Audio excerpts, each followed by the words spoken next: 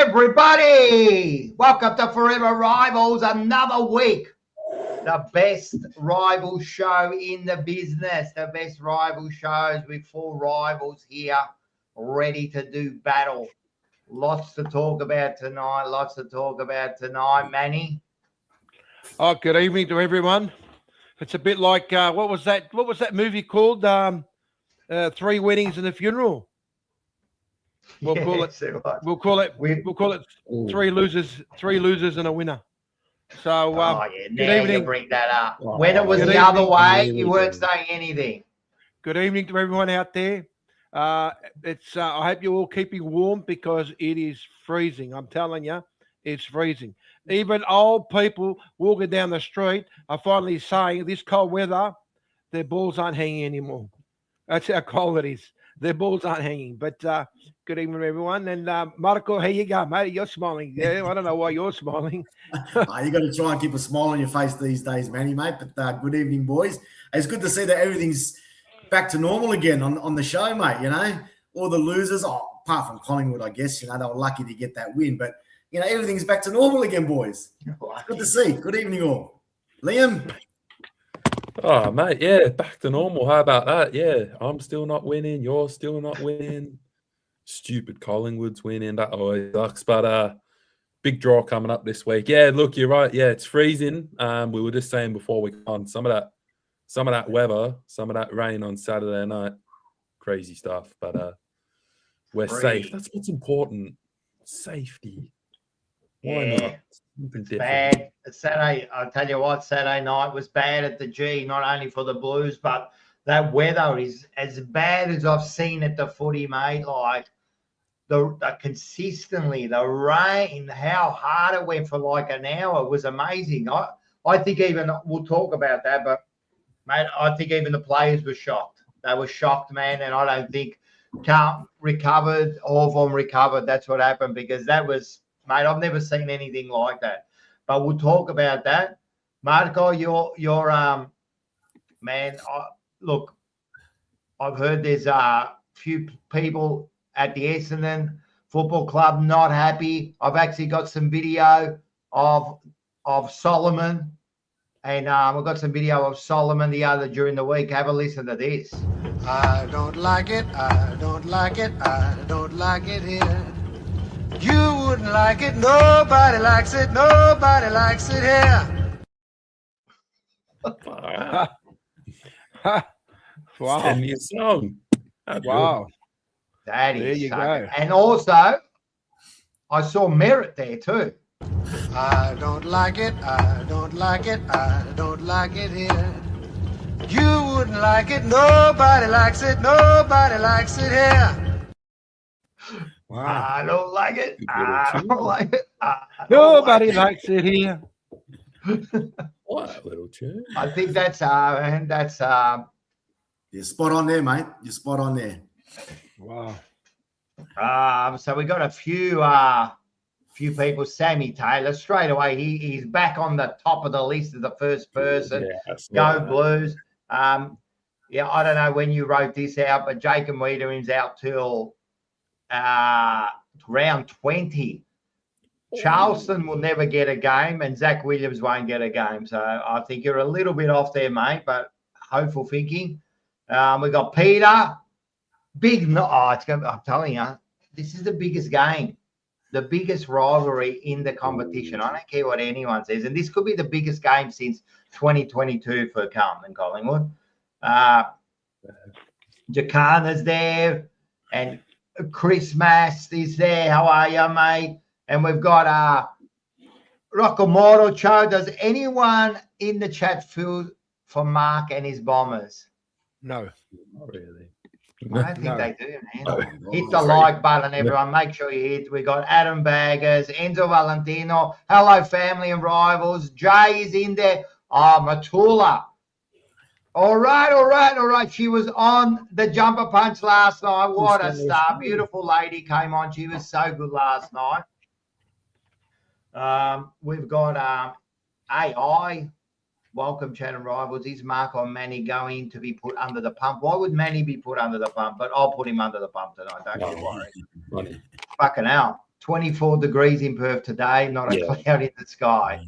Yeah, I believe that. Lou Foligno's in there. My prediction is done and dusted. I think your prediction was done and dusted from the start of the year, mate. 16 wins. Oh, we got Magpie Army Chronicles. Stop blaming the weather. Check him out. Comes on. All right, we can have our say because he's going to come on a bit later and we can review the Carlton Collingwood game. I can probably let everyone know what he was saying to me privately. Yeah, the rain was a downpour. It was absolutely amazing. Everyone's talking about the winner. We got Georgie here. Hi, hey guys, man. Uncle Akka, thank you very much for coming. And we've got Red MGF. Good day, ladies and gentlemen. We're going to smash those pies. I'm pretty confident about this week. I don't think the pies are that confident. So we'll talk about that. Of course, we're proudly brought to you by Top Dog Liquor. Everyone's probably wondering, eh? Where do you go to see Top Dog Liquor? Top Dog Liquor, boozy and bold. Top Dog Liquor, boozy and bold. Top deals, top booze. We have everything you choose. Iron Bar, Heathcote, Strathdale, White Hills. Top Dog Liquor. Get a little punch. Get a little punch. Get a little punch. Make sure you check them out when you get down to all those places. And if you're ever over in Bendigo there, just make sure you go and see him at the great American and British Hotel. See Lyndon Hosky. Ask him to punch you in the guts. He will. If the weather is bad on Saturday, we'll have to stop. Dacos can't get his hair wet. That's very true. Oh. That's very true. They might have to stop the game. Yeah. When is Essendon announcing Hurt as next coach? We'll be talking about that. I'm sure that's going to come up tonight. So I think there's a lot to talk about, and let's get stuck into this right now.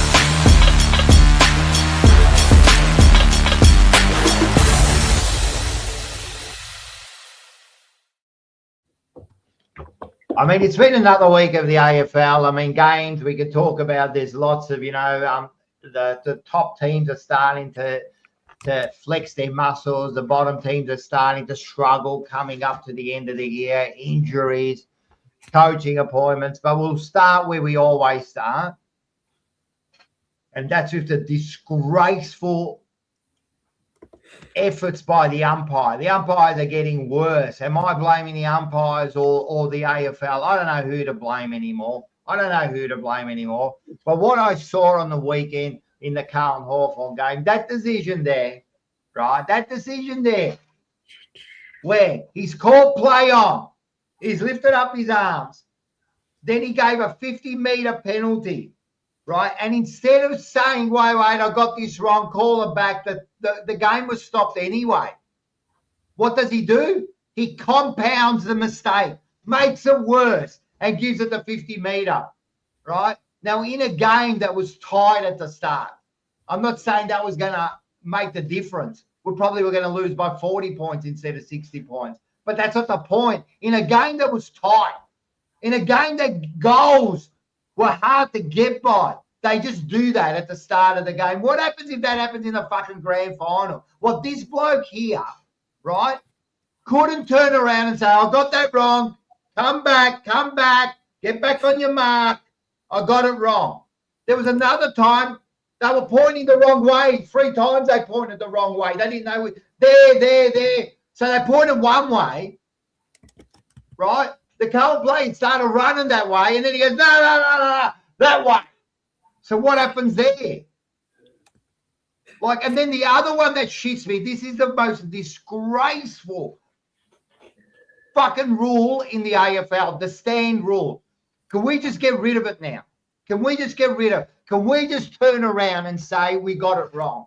Because telling the players to stand, it's wrong, mate. Because what's happening is, there's 2 players standing there. They both stop because they're too scared to give away a 50. They don't know which one it is, right? They stop. So really, at that point there, you got 18 on 16. That's what you got at that point because you have physically stopped two players from moving like statues, right?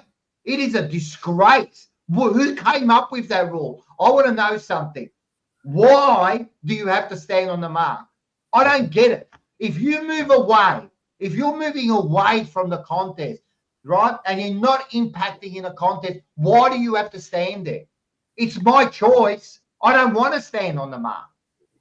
Like, why? Unless you run over the mark, right? Or someone comes up from behind, then you give away the 50. But why do I have to stand there? Why? Why? Explain to me. Can someone explain that? Can the AFL, the umpires, Razor Ray coming on, becoming a star on 360, right? Can you explain to me and stop trying to justify everything? Can you explain to me what these rules are for? The fucking ruck rule. What is that all about? Why do I have to nominate a ruck person? Why? Why? Why? Why? It's ridiculous. You have two people jumping up. If a third one jumps up, free kick. That's it. If your team can't work out who's going to ruck and they get two people to ruck up, then they get a free kick against them. Simple. I've solved everything. Take away the fucking stand rule. Fuck up the ruck rule. Just forget about this. Jumping over the line in the middle, just forget about that too. Right? That's stupid. Right? And let's worry about fucking making sure that we get these rules right because the umpires don't know what's going on. Players don't know what's going on. And now you're getting coaches and that who are starting to say something quietly. You could see it in their press conference. They're starting to say something. Players are starting to say something. But yet, these pricks still won't acknowledge that they got it wrong. I'm saying it now. Let's put out a fucking petition. Andrew Dillon, Laura Kane, Greg Swan, fucking whoever does the it's time to go. At the end of the year, it's time to go. Just leave. Just leave because we've given this game into your hands and you're ruining it. You're fucking ruining it. You're leaving this game in a worse place than where we were at the start. And that's not what you do, right? When you are given the responsibility of our great game. Rocco's rant is over. Yeah. Well said there, Rocco. Very well said. I applaud you, mate. And I'm telling you, you should have gone a little bit more about it because it is a disgrace. There's no, the one thing I've realised is that there's no statement of consequence. As simple as that. If I do the wrong thing at work, right, I'm telling you right now, I'll get pulled up. I will be there having to justify where I did wrong or what I did wrong. These umpires, it's like, you know what, we can do whatever we like. We can control the whole destiny of a game, yeah? It's, to me, you talk about the World Cup being corrupt. I can tell you now that they're slowly telling me that something must be going wrong, yeah? Something must be going wrong there because they've got no idea of what they're doing, right? Now, this thing of play, what does play mean? They're either going to use the term play on or they're going to use the term play. In that incident, Rocco, he said play. He didn't say the word on, but he said play. So when you say play, are you telling the bloke who's about to kick the ball that he can play? Or are you telling the person on the mark that he's about to kick the ball so you can then try and step over the mark or whatever? I don't understand, right? They're confused. We're going back to the same thing, right? We're going back to the same thing. The AFL wants to control the situation. The AFL doesn't want to spend the money, yeah? The press conference with McRae, who turned around and spilled the beans and said that I've seen the footage. The AFL has seen the footage. So there's footage there where they can quickly say, right, we've done the wrong thing. Boom, let's stop it. Let's go back again. Let's, not this 10 seconds rewinding and all that bullshit. You stop it there and then. You know what? You make an announcement to the umpire. Have something in his ear. Listen, you wanker. You made the wrong decision. Bang. Straight away the other way.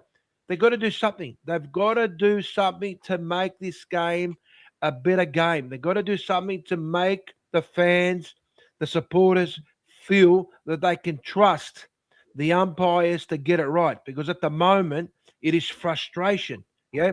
Now I understand what you're saying, Rocker. It ended up being a 60-point difference at the end, but at the time when it's when it's important, those 2-3 wrong decisions can completely control and change the momentum of a game. I honestly believe that. Yeah, It's I happened honestly more than believe that. it's happened in more than our game. It's happened in other games too, where a dumb decision has just changed the momentum. You know what In I the mean? EPL, in the English Premier League, there've been referees who do the wrong thing and they get fined. Some of them get stood down, right? Maybe 3-4 weeks. They get fined heavily. Yeah. Back to the drawing board. You can't get certain things wrong. These umpires, I think they're basically saying, you know what? Yeah, we've got a cruisy job. They can't have full control over us because we're not full timers, we're only part timers. So we're doing the best we can. When's the AFL going to realize people have had enough? They've had enough. I don't watch as many games anymore. I watch my game. I said this last night. I watch a few games. Of course, I watch Collingwood because I want to see them lose. You know what I mean? And then I watch. So if there's a big game between the top 4 sides, I'll watch it. But I don't watch the others anymore because I get too frustrated. You know what I mean? I don't enjoy it. Like just half the time I don't understand what they're doing anymore. Like why? What are they doing with the rules, man? I don't get it. Why are they fucking around with the rules so much? They made the game unwatchable at times. Mark? Yeah, look, I think what's happening, mate, the AFL, it's an easy way out. How many times this year has probably got to be a record where they've just apologised for every incident that's happened that they've, been honest about. So it's just an easy way out for them. Oh, sorry, it was a wrong decision, and we tend to just move on from it. That's where the issue is. There's no penalty for those decisions. So I think the AFL will just roll over and say, yeah, it was the wrong decision. It should have been this, it should have been that. And we tend to accept it and we move on to the next week. But in some of the rules, they don't. They justify it because he's umpiring this week. Yeah, that's exactly right. That's what the issue is, that they don't actually penalise the umpires or fine them in that case. So it's just an easy rollover for them to just say, yep, we made a mistake, or the umpire made a mistake, and there's no consequences for it, as you were just saying there, Rocco. But some of the decisions on the weekend, which the Carlton one as well, but the standing on the mark rule. So you need to stand. Disgraceful. I just don't understand when it was a game that I watched. The player was told to stand, but he was literally not behind the mark. He was about 90 degrees away from where the player had the ball, and he was just standing there like as if he wasn't behind the mark. If you get where I'm coming from. So because the umpire said stand, he had to stand in a position where there was no influence at all. Yeah. So the stand means it's ridiculous. And also, as soon as they say stand, you can't move. That's exactly right. So where you are on the ground, that position that you might be on, you just got to stand there like a stunned mullet and just go, well, I'm not moving because I've been told to stand. So it's a ridiculous rule. It needs to go straight away. And also when you do stand, it happened on the weekend where you do stand and the player behind you's got the ball, obviously, and you get that player running via. He's not interrupting the play at all, but he's probably about 6 meters away from the guy that's got the ball, and that's a 50-meter penalty because you're in that space. You know what I mean? So you got a guy 5 standing. meter rule. Correct, yeah, and no influence at all. So you got the guy standing, and then you got 5 meters that you can't go next to this player. I mean, far out, man. Like, how does that work? It's ruining the game, and the players aren't happy about it either. You could see it; they don't know what's going on. I mean, in that Carlton one, they were all questioning what was going on. They were all questioning what's going on. What's going on? You know what I mean? And with that stand rule, how many times are the players, they just stand there with their arms up and go like, I don't know. There's been a couple of times where, like you said, there's been 2 players. One player's run off and they've given the 50 because the wrong player ran off. Yeah, you know what I mean? Like what happened to a team where, for example, right? Let's say it's on the 50, right? And they go stand, right? As your team, right? You've got a couple of players there. You've got the shortest player in the fucking comp, right? And you got the tallest player in the comp. Now, the tallest player, because he's standing there, has to stand there. But if that's my team, I want the shortest player to stand on the mark, and I want the tallest player on the goal line. Well, that's a game plan, But isn't it? now It's a the game plan. umpire has taken that away from us because That's he's exactly right. decided who should stand on the mark, right? Then the ball goes over the fucking player by this much. And that could have been your ruckman there. I mean, that's just one scenario that can happen. Why are umpires interfering in the game? Like, they should not be interfering in the game. They should be umpiring the game, not interfering in the game, right? And that's Why don't they nominate? Changing the results. Why aren't they nominating? They certainly know the players on the ground. I mean, if there's two players on the mark, why don't they just nominate and say, "Hey, Ernie, you stand on the mark. Dingo, you keep going." Because I think it happens that quick, right? They say stand, and then the players stand, and then one player goes, "Oh, okay, you're standing," and he takes off, and then they go, 50, you were supposed to stand. So they can't even get that right. You know what I mean? It probably would be. Just take it away, Manny. Just take it away. There should be no stand. Look, I don't get it. I don't understand that the AFL still haven't responded to me. Why is it they introduced the stand rule? What's the benefit of it? How does it benefit? Because I think it was because when someone was on the mark about, like, if the player like fakes a handball and then the player moves forward to stop that.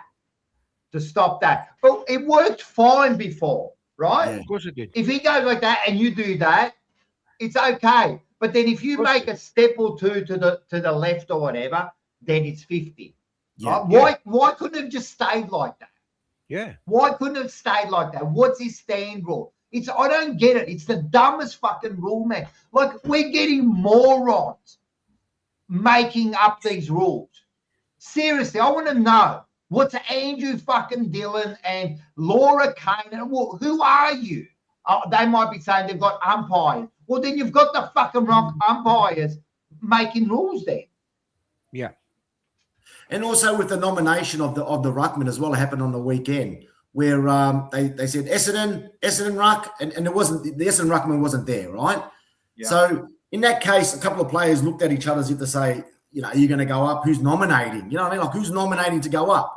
So no Essendon ruck, and obviously the opposition ruckman, contested the ball on his own. As you're saying, why do you have to nominate? Why can't whoever's there? If your ruckman's not there, well then you don't have to nominate to ruck. You just whoever's the closest. It's like kids, like when kids play. That's what they're doing now. It's like when kids are playing. Oh, you got to nominate. Put up your hand. Who wants to ruck now? Just let two people ruck. Like, what's it to you? Throw the ball up, and then if the team, two players from one team go up because they can't organise themselves, right? Yeah. Then you get a free kick against you. Yeah. The rule is one player each. You decide. You know what I mean? Like, it's making the game look ridiculous, man. So can I ask a question? Sorry, before you say something. So the moment you got two players on the mark, right? And one doesn't want to move, or the other one doesn't want to move because straight away they're going to get that 50 meter. So can both stand at the mark? Yeah. So pretty much potentially you could have one that'll be covering the most of the space on the left, the other one will be covering most space on the right. So the only way he'd be able, so he can't move, he'll have to kick. He's forced to kick. Yeah, I suppose you could do that. As long as you're not in the 5 meters, I suppose you could do that. But then what happens is you're going to you're going to be less a player upfield. They're going to be one more, so you're not going to do it. Better than a 50 meter. They're giving away 50 meters like I better not say like a lot, but anyway. Liam, what do you reckon, bud? Oh dear. Yeah, look, there's not too much more I can add, fellas. You've all hit the word on the nail, as we like to say here. Look, like that Carlton one, man. That's why I was laughing, man. If you don't laugh, you'll cry, or you'll just get really upset with it. We were just sitting there stunned. That's what I mean. I don't know what to do here. I try watch the stuff, so I'm ready for this, and I tried to watch that again. I still don't know what happened, man. Did he just kind of got through and he was like, oh, I've called, oh no, wait, oh, what was I meant to call that?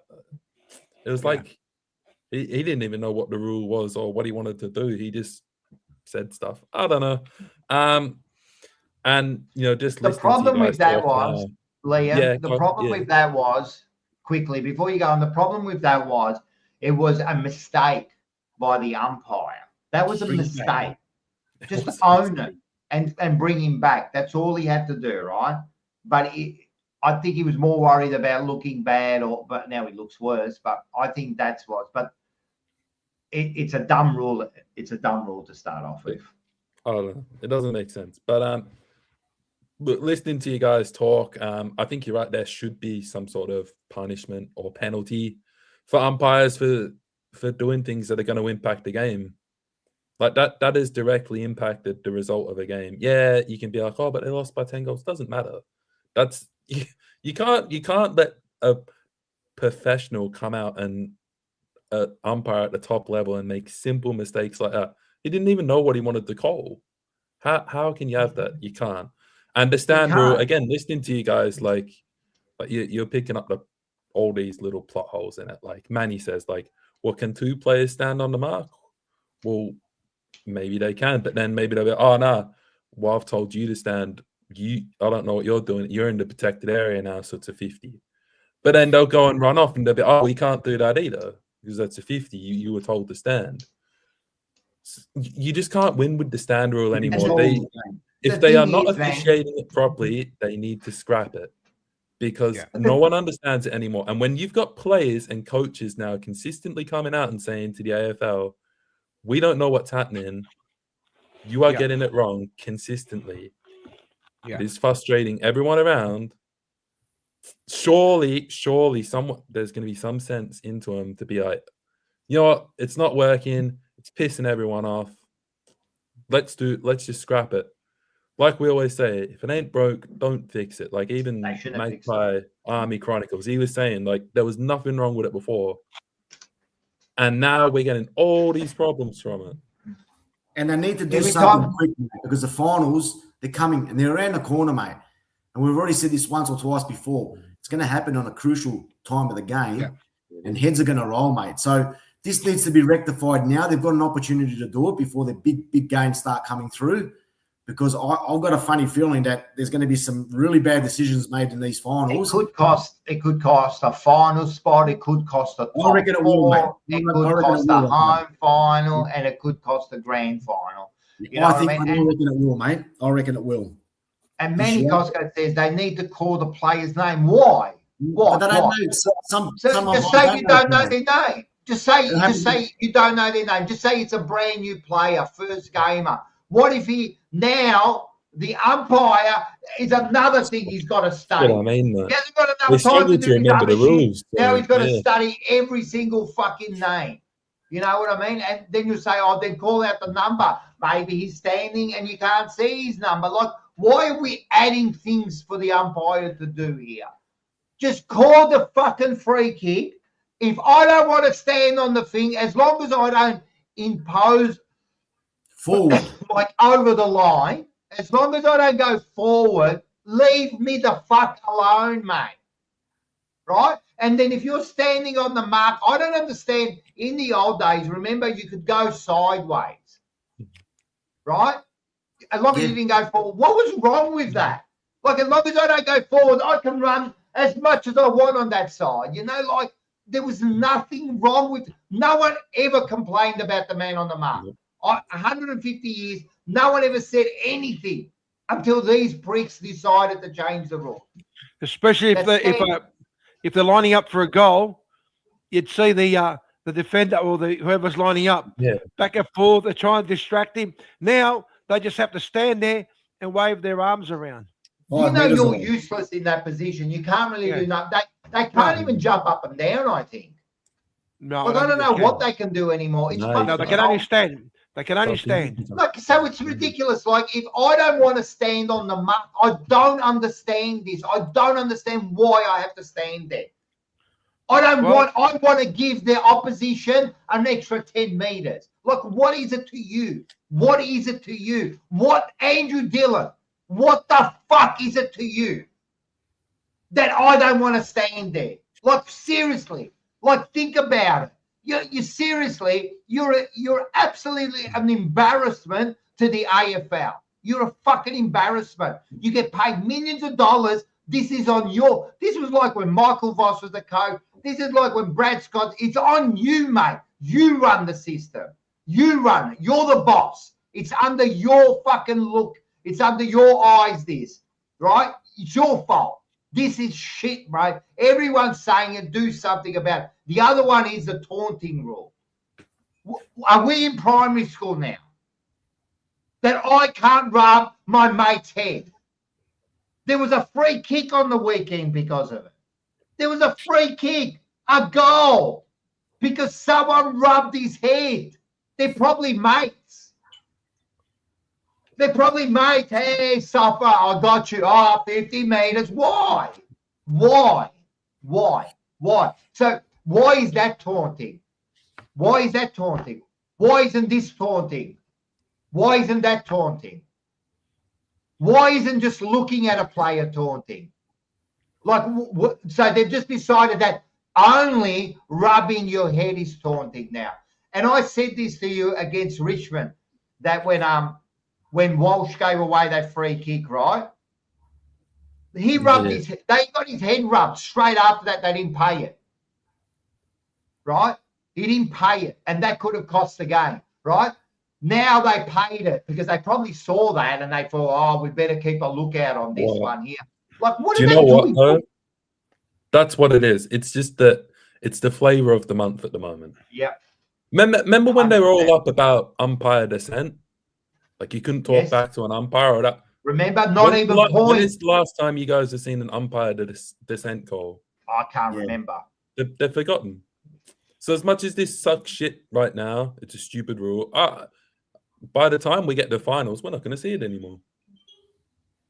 Yeah. That's all it is. It's just another stupid rule. The flavour of the month, Liam. That's how the umpires do work. The actual AFL do work.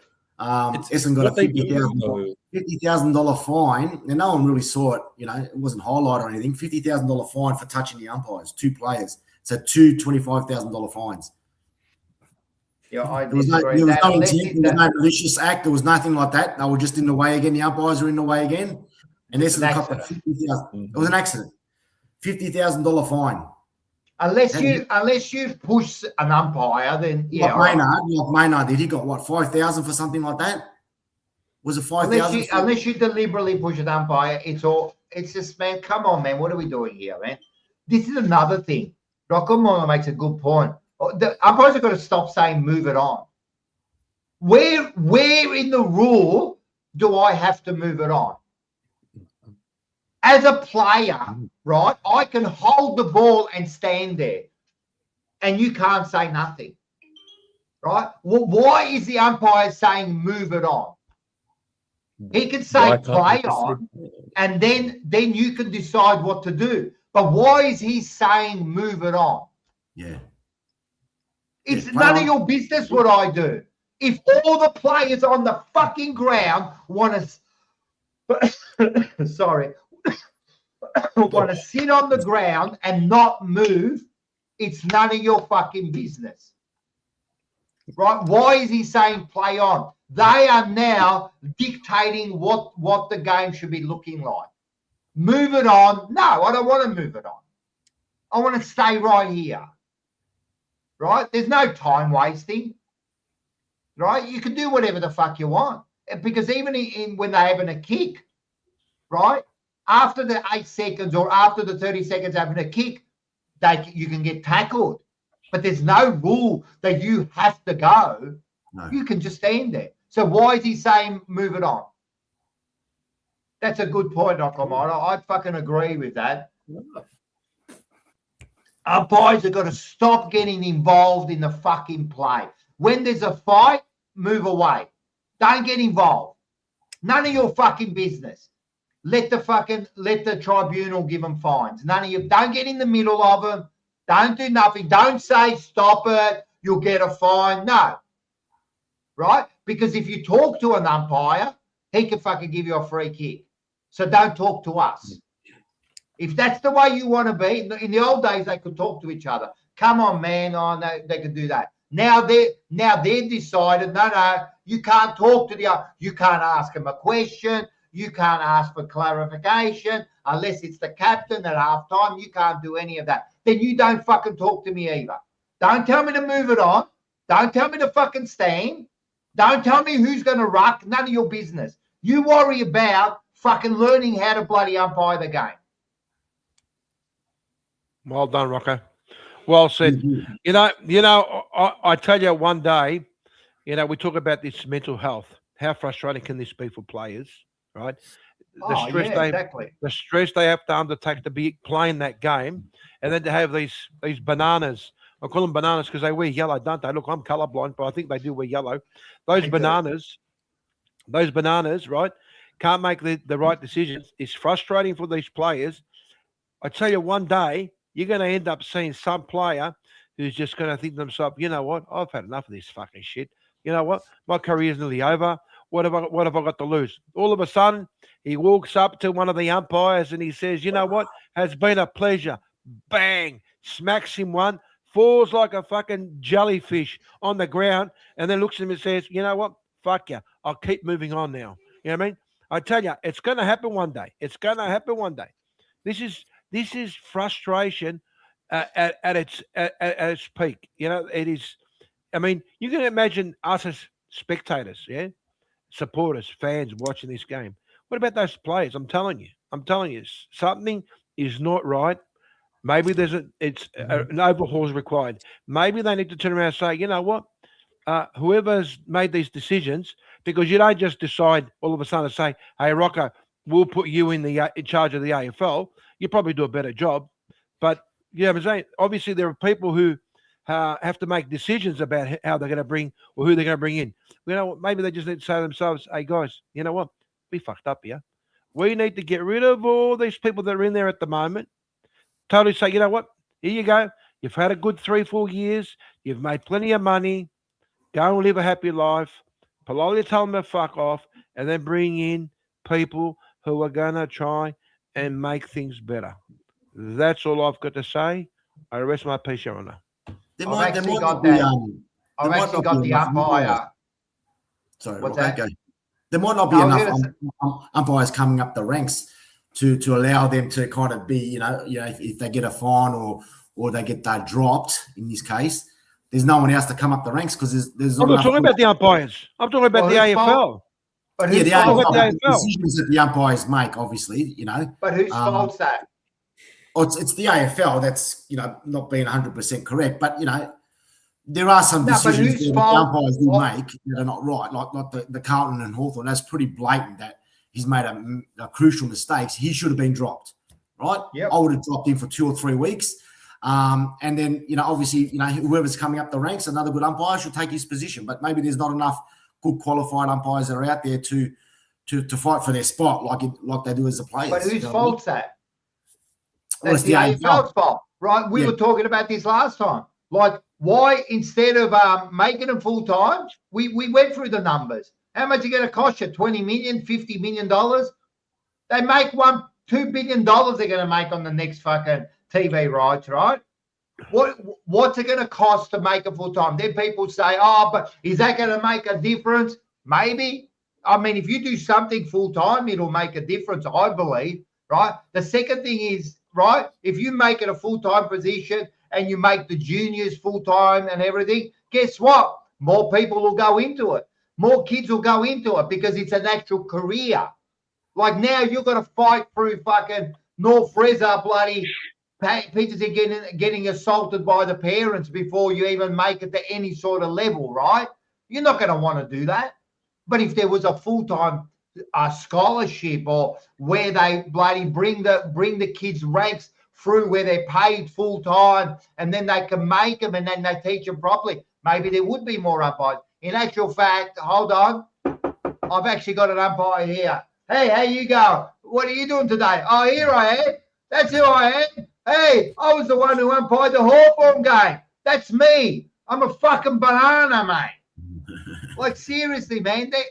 It's an absolute joke. There was another one here that was quite interesting too. Here's another one. They're telling the players to get the ball out. Why? What's it to you? Just pay the free kick. If it's holding the ball, pay the free kick. Don't tell the players to get it out. Why are you instructing what's going on the ground? This is the problem. They have too much control now, the umpires. They have too much control, right? Now, the arc was for the thing, and we were talking about, and we'll talk about this, bloody McRae. You could say it, Manny, but they were saying, right, the arc is for the goals. Now they're using it for the boundary line. Why? Because they brought in the new rule.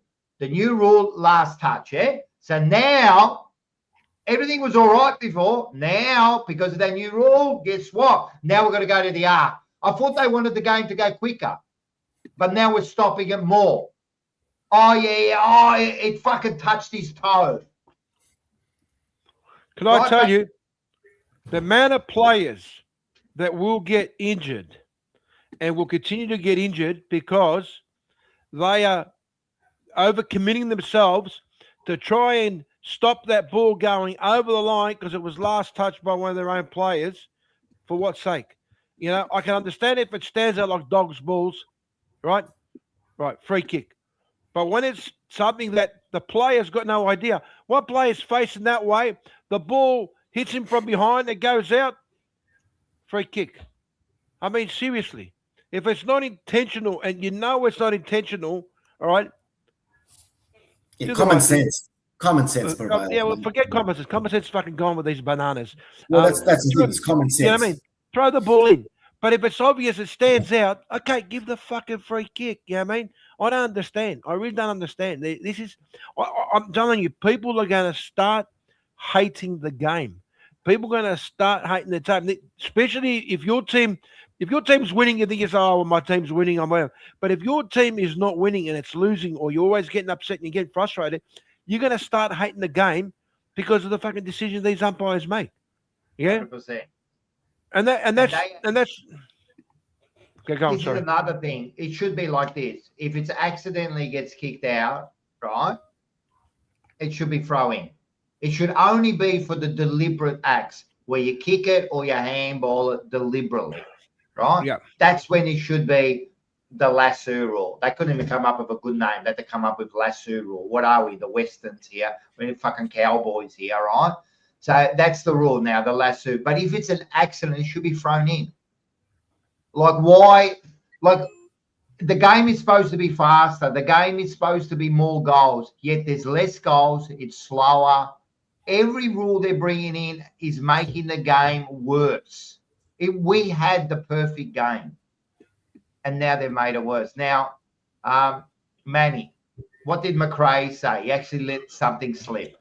Well, look, McRae turned around and said that it's not only making things hard because there are decisions that need to be made, but the technology. Apparently, they've all seen, all the coaches have seen the technology that's out there.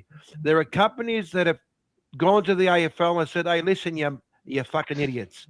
We've got the technology that's going to make things better for you guys, right? The coaches have seen it. The AFL has seen it. But according to McRae, the AFL is not willing to spend the dollars. I don't understand. Is it something that they feel is, it just doesn't make sense to me. You've been given the opportunity to make it better. Why don't you test it? At least say to yourself, you know what, we're going to give it a go. You've got so much money coming out of your assholes. We're going to spend this money. We're going to try and make the game better. Let's utilize it. And if it does work, it works. If it doesn't work, you know what? You can't get any worse. Back to the drawing board. But at least if McRae has let the beans out, all right, I reckon that something's going on there, and the AFL needs. And I'm actually surprised that nobody on the press has actually brought it up and sort of, pushed it even more to say to the AFL, hey, what's going on? This is the rumors going around. Can you clarify? Is this the case? If that's the case, who is this company? What are they providing? Can you show us examples? Can you? It's just I don't understand. It's like to me, it sounds like the AFL is paying the media on certain things to say this you can ask, this you can't ask, and it's the independent media that doesn't give a shit. It says to the AFL, you can stick it up your ass. I'm going to ask the hard questions, and if you don't like me, bad luck. You don't like me. Yeah, I honestly believe that. I don't know what you guys think out there. Maybe I'm just I don't know. Maybe I'm looking at things very differently, but. Oh, well, I've heard ages ago that it wasn't the AFL and the TV, Foxtel, and all that. It's a dispute on who's going to pay for it, because the AFL go, no, you should pay for it because it's a TV thing, and they're saying, but wait a sec, it's your game. Yeah, we're only televising, and why should we, fork out for the technology? So I think it's a bit of that. But again, with all the money they're making, $2 billion, right? I'm assuming if you're making that sort of money, it all gets invested back into the game, right? The AFL shouldn't be making profits out of this. It should be all invested into making a better product, right? That's what it should be. We make a better product, we pay our people, and then whatever's left over, we put in the bank for the next thing to make it better, right? Not trying to make this profit and save money. We didn't put the AFL in there to save money, right? We're putting them in there to make it better. If there's a better product out there and we can afford it, why aren't you using it? Why aren't we doing it? Why? Yeah. Like, that's the questions I'll be asking. Why is it there? Huh? It might affect their bonuses at the end of the year, Rocco. Well, maybe. And if that's the case, then they should all be sacked, because it's not about bonuses. It's about making our game better, and it's about paying the people that are involved in the game, the players, the coaches, the doctors, the umpires. That's what the money's there for. That's what the money's there for, not for you, right? It shouldn't be for you. It should be for making the game better, making the grassroots better. That's what it should be for, right? And if there is technology out there and they're not using it, mate, what are you doing? They can get jobs. If they leave the AFL, they can get jobs working for the councils, because they are professional at issuing fines. Yeah, they're issuing fines left, right, and centre. A fine here and a fine there. Here a fine, there a fine. Everywhere a fine. I'm telling you, they're going to write a fucking song soon. Call it the OFL had a fine. Yeah, they love the fines, man. They reckon they've come out. They reckon they've come out tonight. They got new cameras ready for the finals on 360. Ready for the finals. Well, we'll see. Why are they ready for final? Why don't we bring them out this week? Because guess what? A stupid mistake could affect your top four, could affect your finals, could affect percentage. You could miss out as percentage, because why are we waiting? All right, and then let's see these new. I believe you, Manny Costo, but I believe you. But I want to see it. I want to see what they're talking about. What are these new cameras? What are they? iPhone 18s they're going to put out on the post or something. I don't know what they're going to do. You know what I mean? Yeah. You think that at least trial them before the finals, wouldn't they? Because just in case it fucks up again. So you'd think that's not only trial. You think that if they're going to bring them out, they're already top of the range equipment there. Well, then bring them out. Bring them out. Yeah. New cameras for what? They don't even use it. So I don't know what's going on. All right, let's move on. We could talk. The problem is with this sort of shit is every week we're talking about the same shit. We don't talk about the game anymore.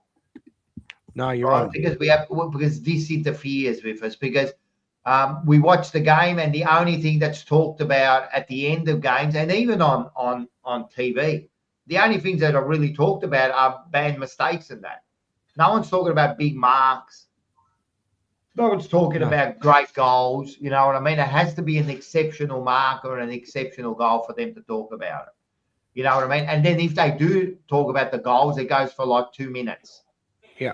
They do a quick highlights. Oh, yeah, here's the goals. Yep, let's back to the fucking fuck ups they done, you know? What's this one say? What's Manny? Watch the show that Malacca that runs the AFL from Brisbane said it tonight. Oh, yeah. Oh, I don't even watch those shows anymore, to tell you the truth, man. They're all full of shit, man. Let's go on to some other stuff. We can't go past. We've got to talk about Essendon, can we? We have to talk about Essendon. Oh, yeah. Oh, yeah. I don't like it, I don't like it, I don't like it here. You wouldn't like it, nobody likes it here. No one likes it there, mate. No one wants the coach.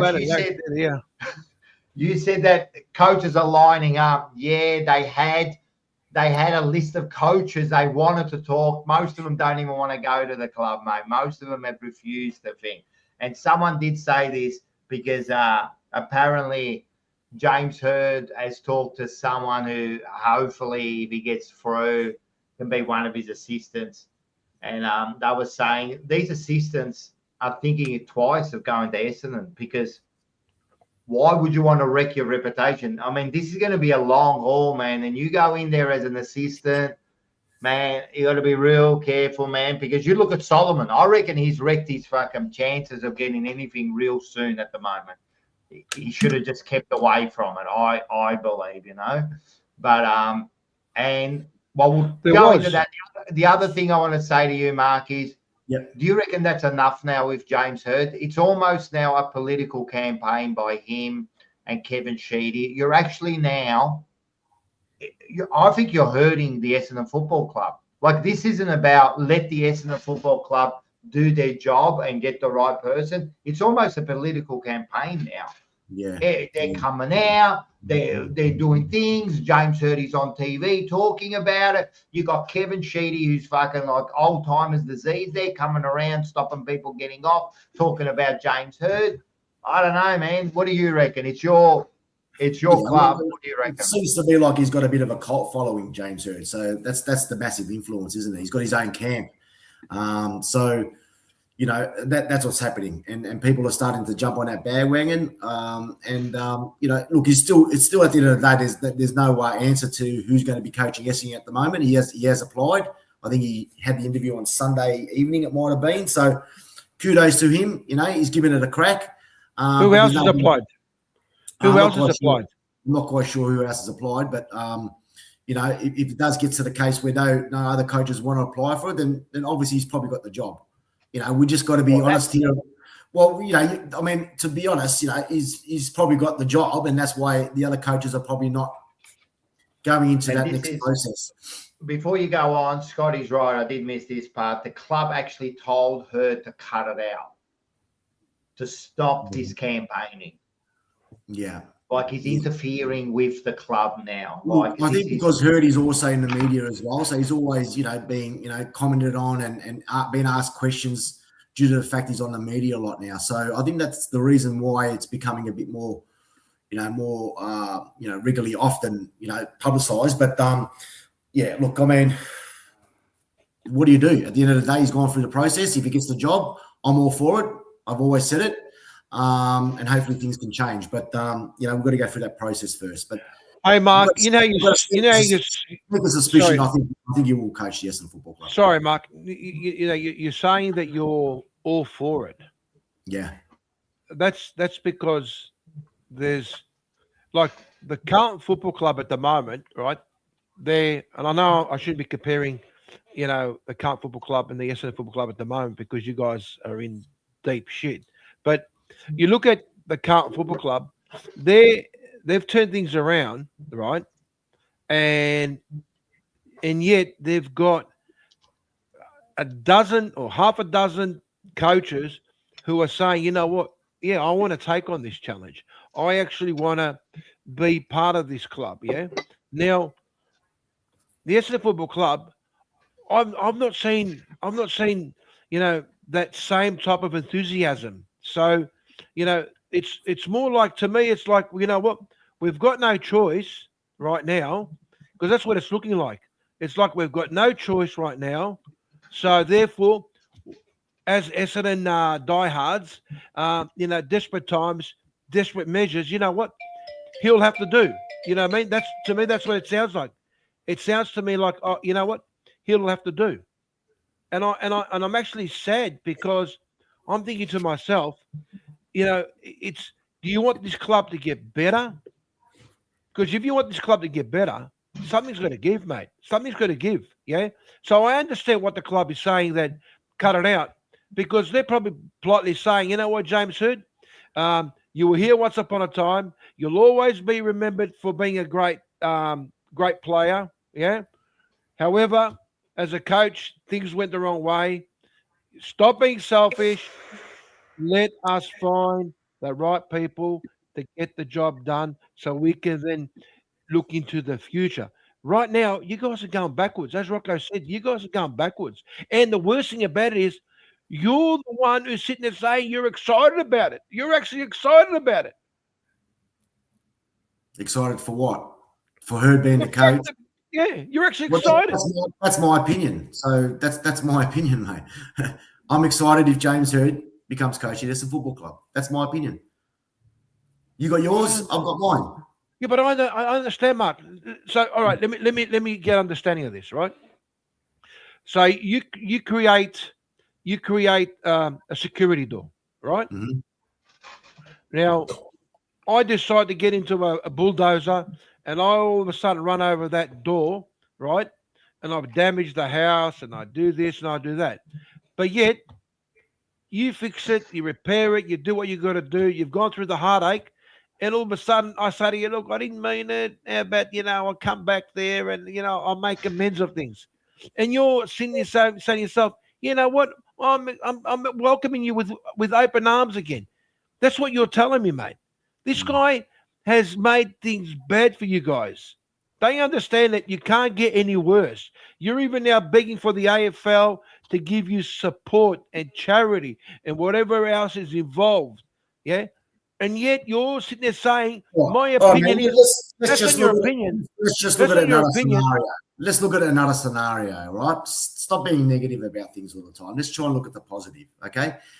What if James Hird does coach the Essendon Football Club, all right, and things start to improve? What do you know what you're going to say as an opposition supporter, which we're getting ready for it? Or what drugs are you guys taking? Or what are you guys doing now to make you guys starting to win? So we're going to expect a lot of that. But what if he becomes the coach of the Essendon Football Club and things start to improve? What would you say then, Manny? Just so you're adamant now, right now, it's going to get worse. Okay, that's what you're.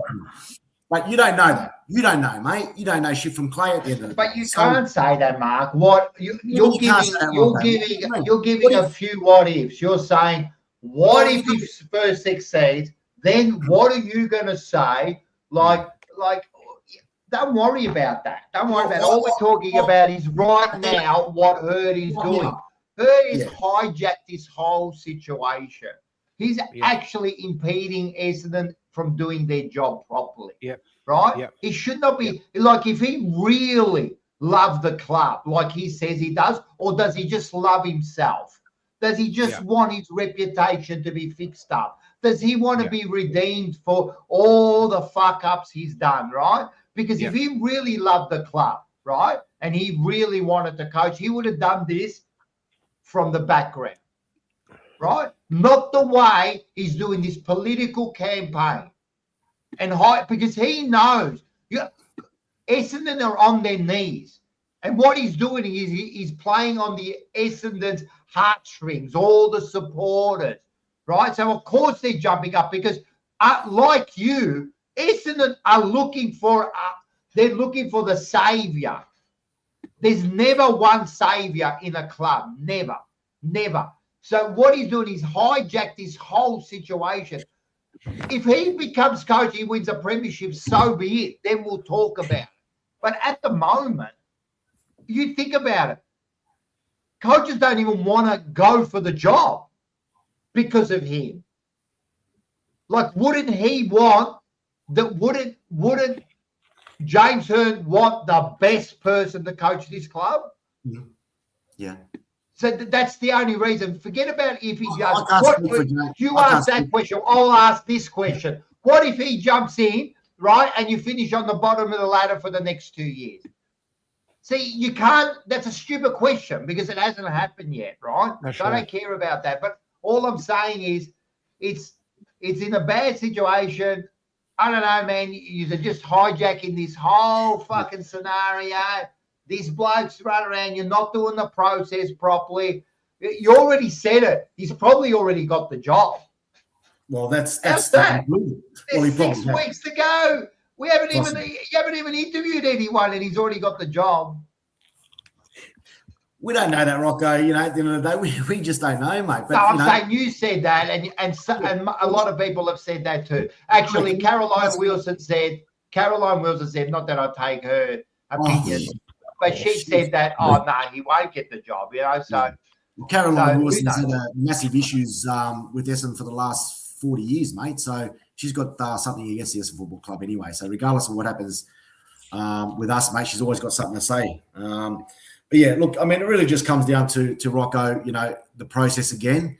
And yeah, he's in the media, and I think that's what makes it a lot more worse, knowing that, you know, when people are asking him questions, people are looking into it a little bit more and reading into it a little bit more, and it's out in the Why public. doesn't he do what a true gentleman does in Josh Fraser and says, mate, I'm not interested, or say, you know what, I might go for the process. I'm not answering He's any more interested. questions. Well, he's been honest, and he's saying I'm not answering any more questions. That's it. I'm not answering no more questions. Well, you know, Every week, Josh Fraser gets asked about his job, and he says the same thing every week, man. Why doesn't he do that? Just cut it. Just cut it at the bottom, at the feet, at the legs, whatever the fucking term is, and say, I'm not answering questions. I want the best for Essendon. It seems to be he's using the media and the supporters to gain popularity so he can get the job. And also, I think, you know, look, not for anything, Rocco, but I think Carlton in a bit of that predicament as well, because, you know, these guys have got so many candidates that want to coach Carlton, as Manny was saying. And, you know, there's nothing that's really been proven at the Carlton Football Club that they're going to succeed when they do choose their own coach. So, no, but that's not the point. There's no guarantees. That's not the point. Nothing's proven. Correct. Nothing's ever proven. You can't, it doesn't matter who coaches who. There is no certainty in AFL. We know that. But you don't see Enright or Kelly or even Josh Fraser trying to hijack this position. Yeah. Like they've said Enright's had a second interview with Carlton, right? That only came out because our reporter said it. He hasn't come out. He hasn't said anything about it. He's still at Essendon. He's still at St Kilda, Enright. Josh Fraser says every week that he doesn't want the job. I'm not answering questions. So don't say it's the same thing, because what we're doing is we're going for a process, and we're not putting it out there for you to fucking debate it. When we get the when we get the coach that we appoint, we'll put him up in a fucking press conference and they'll talk about it. But at the moment, you know nothing about what stage they're at, what kind of fucking, you know, process they're doing. You know nothing about it. But with Essendon, it's all James Hearn and fucking Kevin Sheedy. Mate, who goes back to their ex? I don't get it. The other thing is, we can go around all day here. That's an interesting question, Rocco. That's an interesting question. Very interesting question about that. There could be some things that you think to yourself, you know what? She was probably a lousy cook, but she was probably good at something else. You know what I mean? You just don't know. But once so maybe you this leave is the way. Once you leave them, I mean, how many times does going back to your ex are going to work? You know, like you think about it. It might work 1 out of 1,000, but most times it's you've left for a reason, buddy. You've left. This is the hope. This is the hope that the Essendon Football Club is that they've changed. By, and they're hoping that's what they're hoping for. They're hoping for better days. And you know what? Mark could be standing here in 12 months' time and looking straight in our eyes and saying, I told you so. So This is you true know, too. we'll wait and see. Didn't the president say he wanted an Essendon person at the club? So the process is already compromised, and that's 100%. If you already put in your head that you want an Essendon person, you've eliminated everyone else that's not an Essendon person. So you could actually. So what you've done is, instead of now that circle, you've got that circle. That's what happens. That happens in jobs, doesn't it, Manny? That's right. When they go, we want certain people, all of a sudden your group's got like that instead of like that. But anyway, I want to go into another question. I know this is going to be Essendon bound, but it's another one because what else are we going to talk about? We will be talking about the game soon, but I was going to say there's a big umpires, game.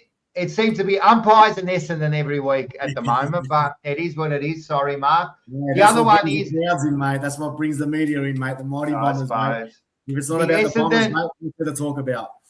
Well, it's either they talk about when something's good or when something's bad, and for Essendon it's bad. But what's his assistant package now? Now I've heard they want the assistant package. There's two questions, and I want the chat to get involved in this. Right? Should Essendon get an assistant package first of all for failing to run their club, and second of all, now what they've asked for is that stop Tassie getting involved in bidding for their draft picks. Oh. So that's the next thing that's come out tonight. So that's what they're asking. Now, they reckon the AFL won't do that, but even the nerve to ask for that, right? You've failed in your club, and now you want all this assistance, And even James Hird said on 360, he said that he never agreed with it with West Coast, and he probably doesn't agree with. He actually said it as a joke and said, "No, but I do agree with Essendon because he's probably going to get the job right." But then he turned around and said, "No, they shouldn't get assistance, because they failed. Why should you get help for not running your company properly?" So I'll speak to the chat. I'll speak to you guys. I'll start with you, Mark. Assistant package. Yeah, no, you know what, Rocco, you're pretty much spot on there, mate, and I totally agree. We have failed as a club previously through recruiting, drafting, all that aspect of it, the board, everything like that. We failed, and that's why we're in that position that we are at the moment, because we've failed. So, and we don't really think we should receive that package. I mean, common sense will tell you that. But if it's there and they offer it to us, you wouldn't say no, would you? I know. I don't think they should get it, but you're right. If they're going to ask and they're going to give it to you, you're going to take it. I agree. They're going to take it. Liam, what do you think? Nah, shouldn't do it. Don't like it. Same thing. Didn't like it when it happened to West Coast. Don't like it when it's happened for other clubs. It's not fair. It creates an imbalance. You shouldn't be rewarded for poorly managing a football club. It's not fair. I don't like it. It's true. If 21 means shit, 21 years. I mean, that doesn't come into consideration for assistants. No. If so, give it to St Kilda. They haven't won one for 66 years. We should get an assistant package. We haven't won one for 31 years. Why don't we get an assistant package? I want an extra draft pick. I want to win a flag. Where does that assistant? I know you've been going bad, but what about North Melbourne? Yeah. They look all right this year, but they've been fucking struggling for years, man.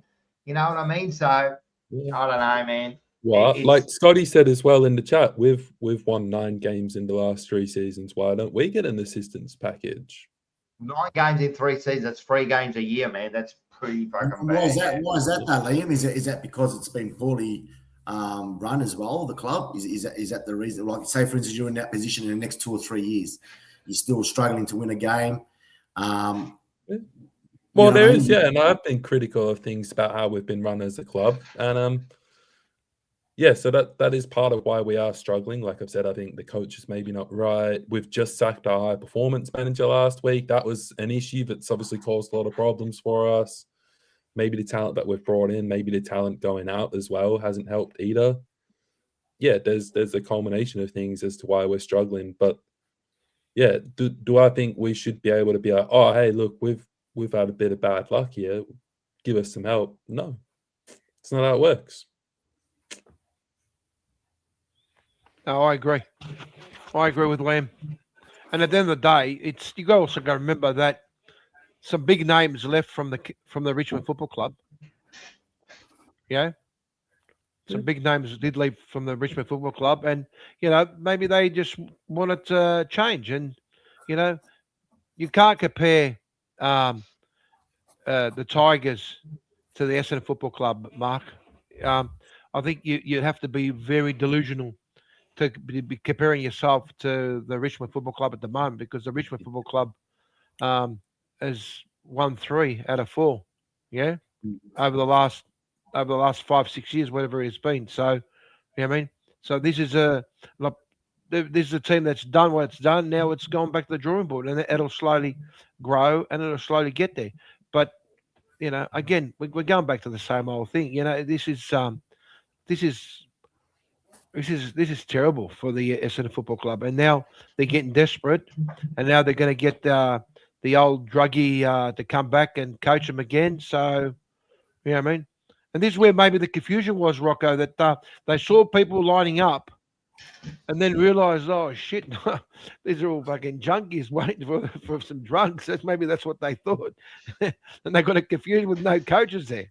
So, look, on a serious note, the Essendon Football Club is a big club, and it's sad that big clubs like the Essendon Football Club are going through what they're going through at the moment, yeah?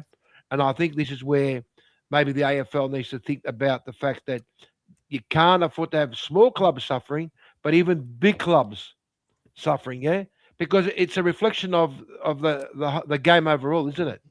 When you see that, because the AFL is in charge of everything, yeah? So the question I'll be asking is, why has the AFL allowed the Essendon Football Club to go so bad? Yeah? Why is it that? Because at the end of the day, they must have some kind of control over it, yeah? They must. Yeah? So the question AFL. here is, well, the AFL is they're in charge of all the clubs, aren't they? They control everything, don't they? The AFL, they don't get involved with clubs unless they have to. You know what I mean? So they don't like to, but aren't they the governing body? But they're the governing body. So they did it with Fitzroy, I think. When they did it, they thought this is like gone too far, and they take over. But maybe it's about time they decide to amalgamate. Maybe the Essendon Football Club might amalgamate with the Tasmanian. The thing club. is, the reason they'll get it and they'll get some sort of assistance is because the AFL don't want to see Essendon at the bottom of the ladder. But you've also got to be mindful, boys, that we created this show as the Fourever rivals, the 4 big teams, right? The 4 big clubs. Now, in my time of watching football, you don't see the 4 big teams, big clubs towards the bottom of the ladder all year, pretty much, guys. And that will be affecting the AFL in the attendance and the money that they want. They don't want that to happen, mate. They need us 4 to be up towards the top every year to generate more bonuses in their pocket. So, I haven't seen this for a long time, boys. When we started this show, us 4 boys were sitting up there and we were winning every week. And all of a sudden now we're sitting all towards the bottom. So really, maybe that's talk for yourself, man. I mean, Collingwood's in like 8th position or 7th position. Can't win this week, and they're back in the top 10. So I don't know about this bottom. Talk about you and fucking Dig. We're doing okay in the last couple of months, mate. You guys, you've played some good football. Don't get me wrong, but now this is where the crunch. Now you're starting to play teams that are up towards, top of the ladder. This is really where it's going to show where Carlton are. Maybe, but at the end of the day, you're talking about our club. Like, you're the one at the bottom with 1 win and just had 3 goals for fucking 3/4 time. Most of the year all we I'm have been. saying is, Carlton had to sack your coach. You've had to sack your coach. And that's we sacked that coach, but since then we're in contention to make the top 10. Right? We're in the 10 last week. We lost this week after 7 wins. Right? Now, if we beat Collingwood, we're back in finals again. Right?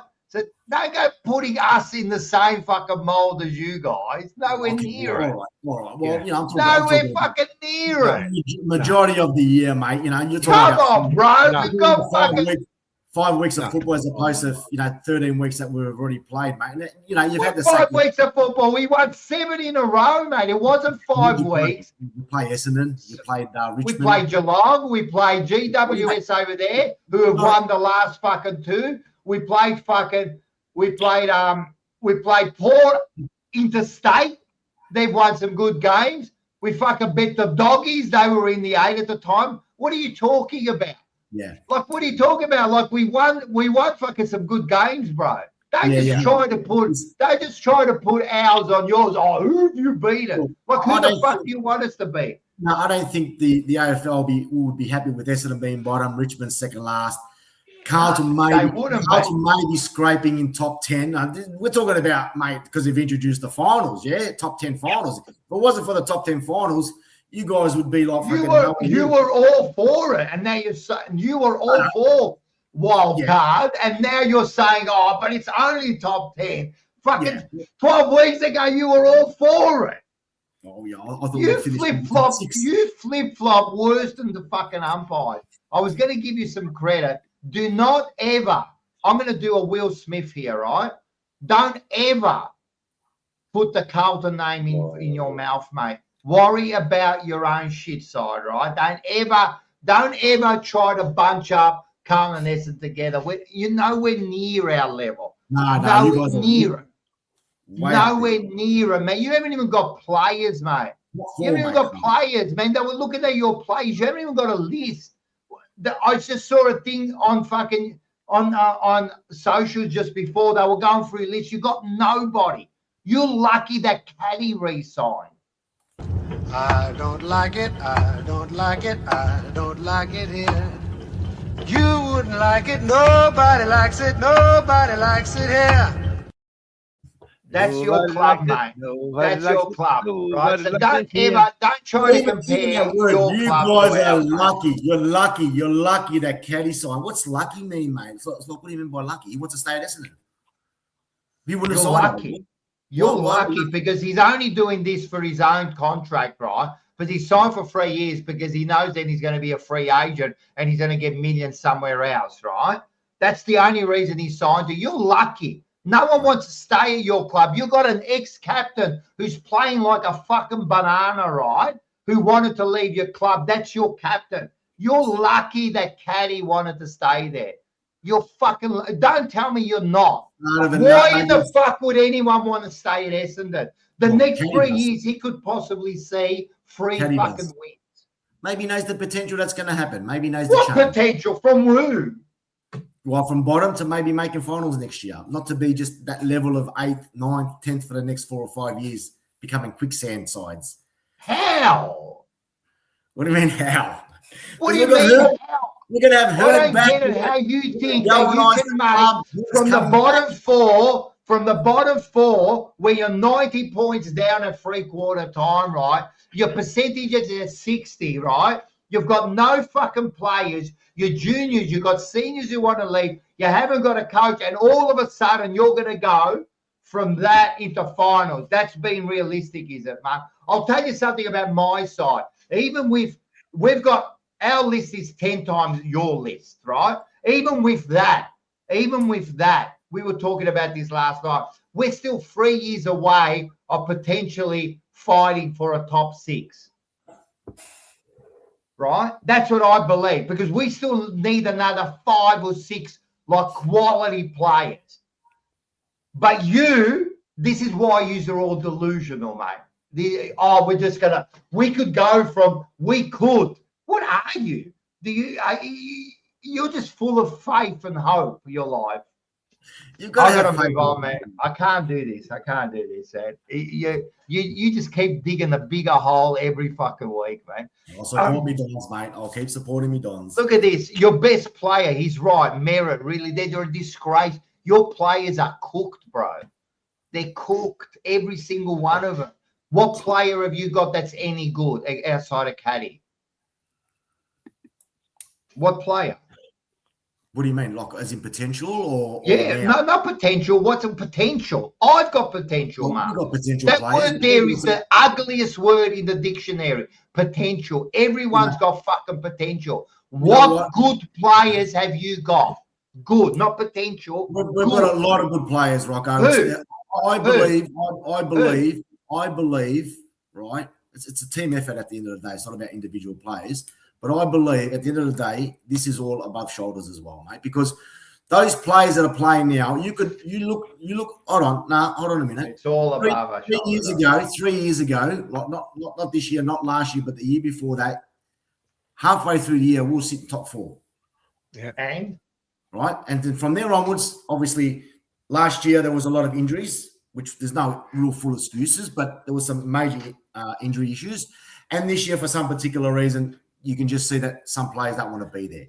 So I look at that as well, mate. I don't just look at the last 2 years. I looked at 3 years, even 4 years ago.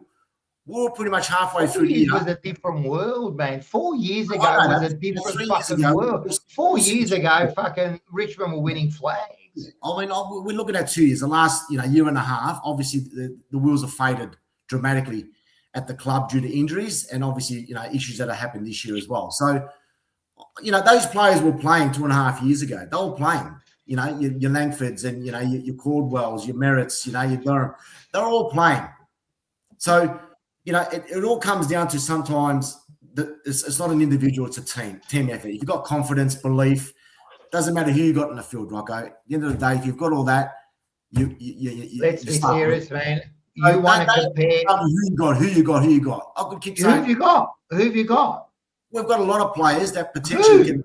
Who? We've got potential players, young players that can be. I don't want to hear potential. I want to hear who is a good player. I'm talking B plus and A because that's what you need. You've got, what you've got to be looking at. Look at Brisbane, look at Fremantle, look at Sydney. That's what you've got to be looking at, right, to be competitive these days, right? And a Hawk. Let's say the top 4. They're the teams that are competitive, right? Look at their list, right? Who have you got up forward, Caddy? Who else? Yeah. Well, look, I can say names. You can say, who's he? He's shit. He's not shit. Well, if you're going to give me a potential player that's playing in the reserve, I want to know players that are good. Who? Well, I just look at my list of the players, and if they're all performing and playing well, they to me they look quite dangerous. If you've got those players playing to their potential with confidence, you've got someone like a Peter Wright. He could go out there and kick 5 or 6. Peter Wright. So you think that Peter Wright is a premiership player? Well, this is where your problem is. You're absolutely giving these players a more of a status than they deserve. Because if you really want to compete, you've got to be honest with yourself. I look at my side, I need another forward. I need another winger. I need 2 more midfielders. I'll need another backman and maybe a ruckman. That's 6. That's 6 quality players to put into our side. And I think then we could possibly be a top 4 contender. Right? That's with my side. If I ask Manny, I guarantee he'll say the same thing. We need a forward. We'll need probably another midfielder. 14 players because they've got 13 or 14 players that are over 30. So they're going to. It doesn't matter. But what I'm saying is, you can't even name. You think that your list is ready to go. That's what you're saying. No. What you did because you said it was mental. Yeah. So they've got to make decisions now because most of those senior players at this stage, they're not playing to their potential. What they're capable of. We've got Lachie Neale that potentially is going to be coming to Collingwood. Is he? Yeah, potentially. All I'm saying is you got to. We got Mitch Lewis from Hawthorn potentially coming to Collingwood.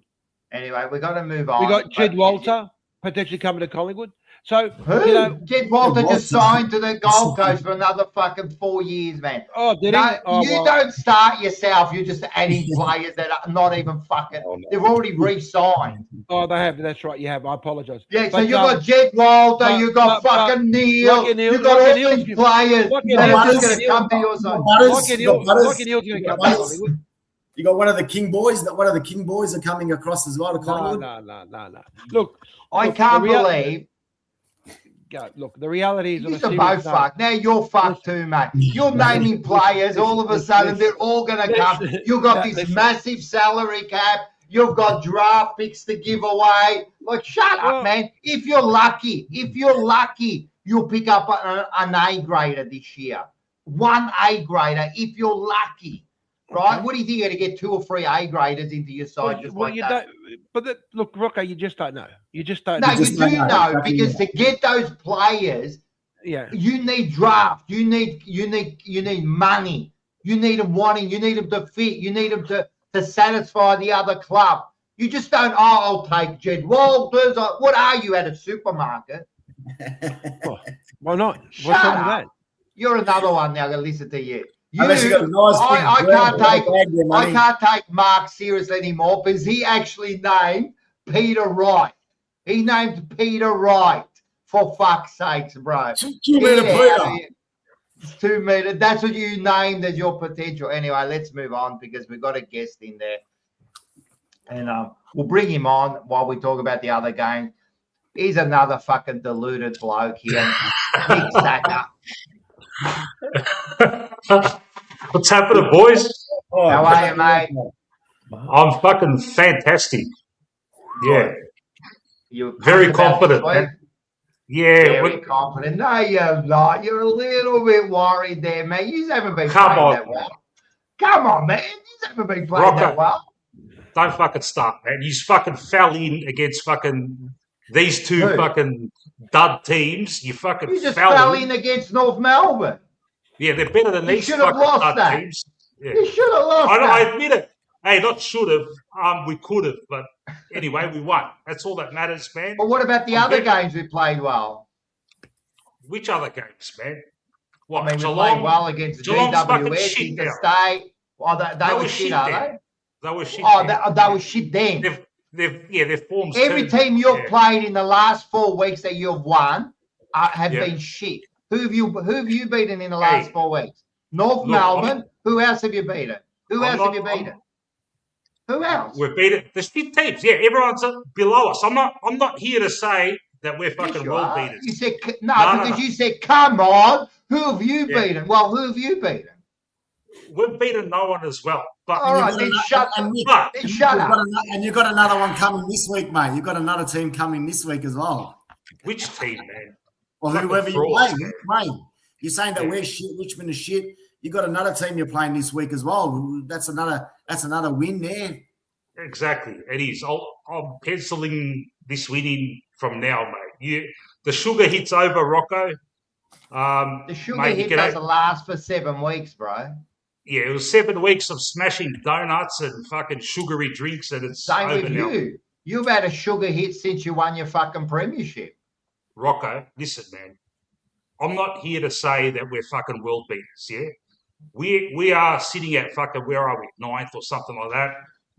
I am not celebrating where we are right now. Whereas you guys, for fucking 7 weeks, it was like, fuck, mate, look at us, mate, look how fucking fantastic Who was doing that? Who was doing that? You were. You Me. were. Yeah. Me personally. So you've got that video evidence, have you? You were fucking wrapped, mate. Come on, man. Well, why wouldn't you tell me something, Mick, without saying, oh, you were wrapped? Not once I said that we were going to win finals or we were going to make it, right?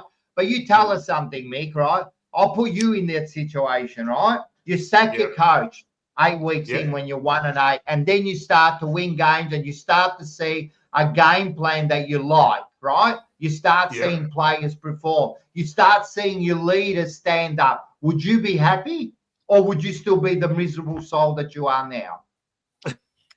I would be. Which one? I would be not happy because look at. So you wouldn't be happy that everything you've asked your team to do.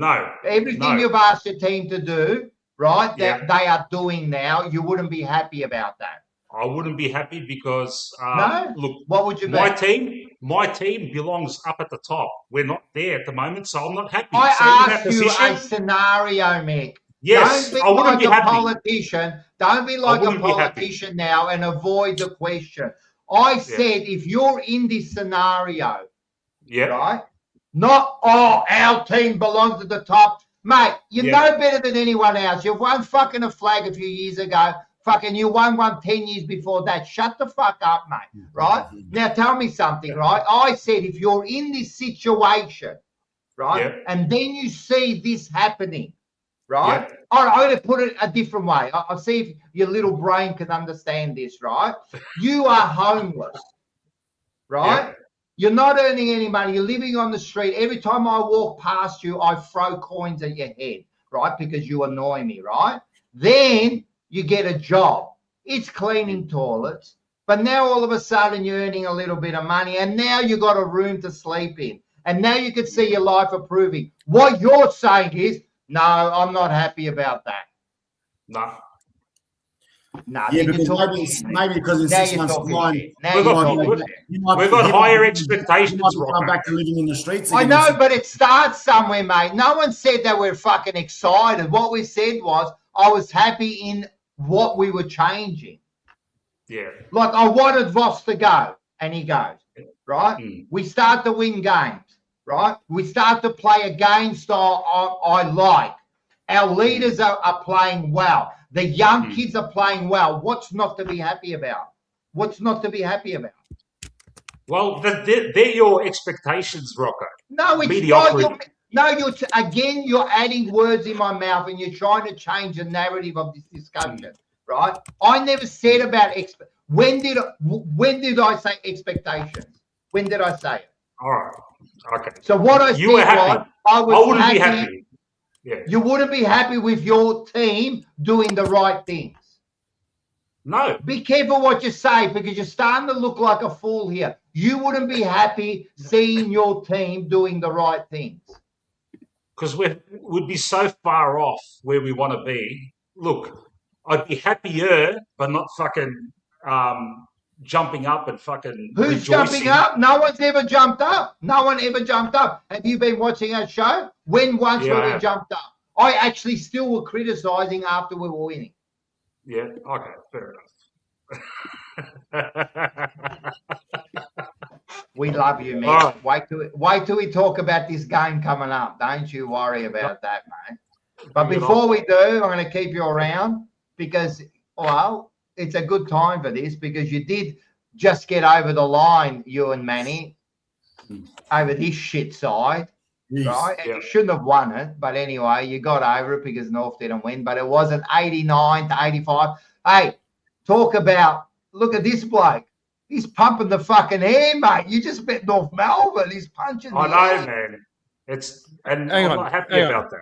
Hang on. You're talking about we just beat North Melbourne. All right. Well, we could have just lost from North Melbourne. Exactly. So the fact is that, yes, we did beat North Melbourne. North Melbourne is, fair to say, it's a different team than what they were last year.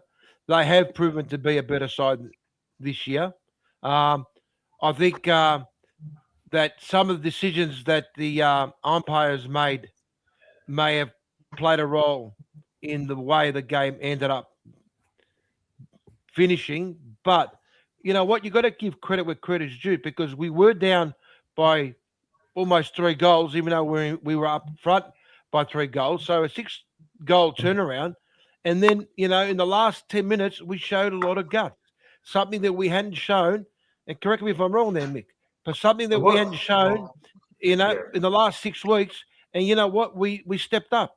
So credit to the boys. Credit to the boys. We could have been sitting here now thinking to ourselves, fuck, we've lost against North Melbourne and we're going against Carlton, who, to be fair, Carlton's won 7 out of the last 8 games.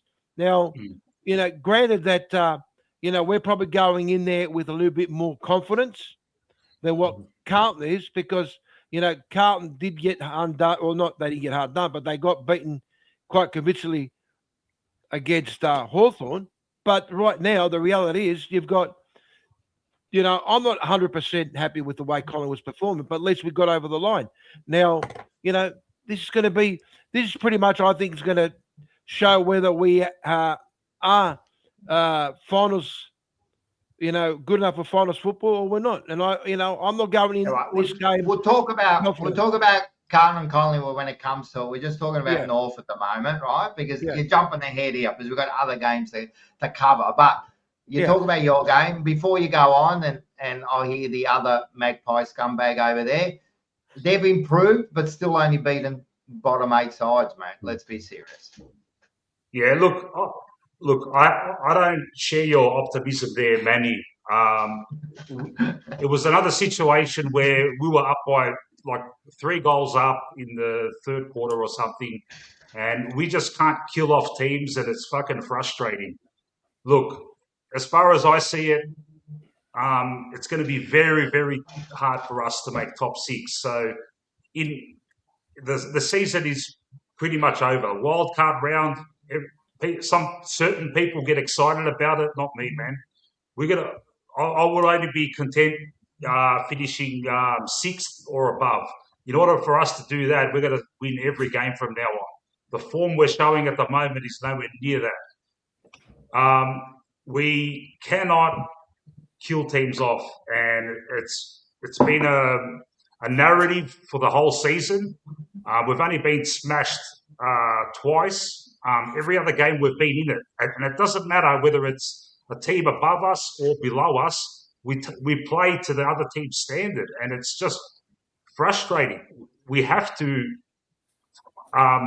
Fly has to make some sort of improvements to the game plan or switching the personnel around where we actually fucking have good, convincing wins, because that performance on last Friday, I wasn't happy with that at all, man. That was, look, bank the win, yeah. That was my comment at the end of the game, yeah, bank the win, move on. But I'm not looking back at that with much positivity at all, man.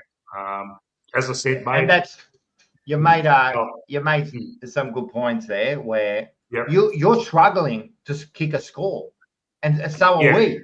So are we. You know what I mean? And this about this game. Look, you're struggling to get 100 points. I think this week's going to be like a 74-70 game.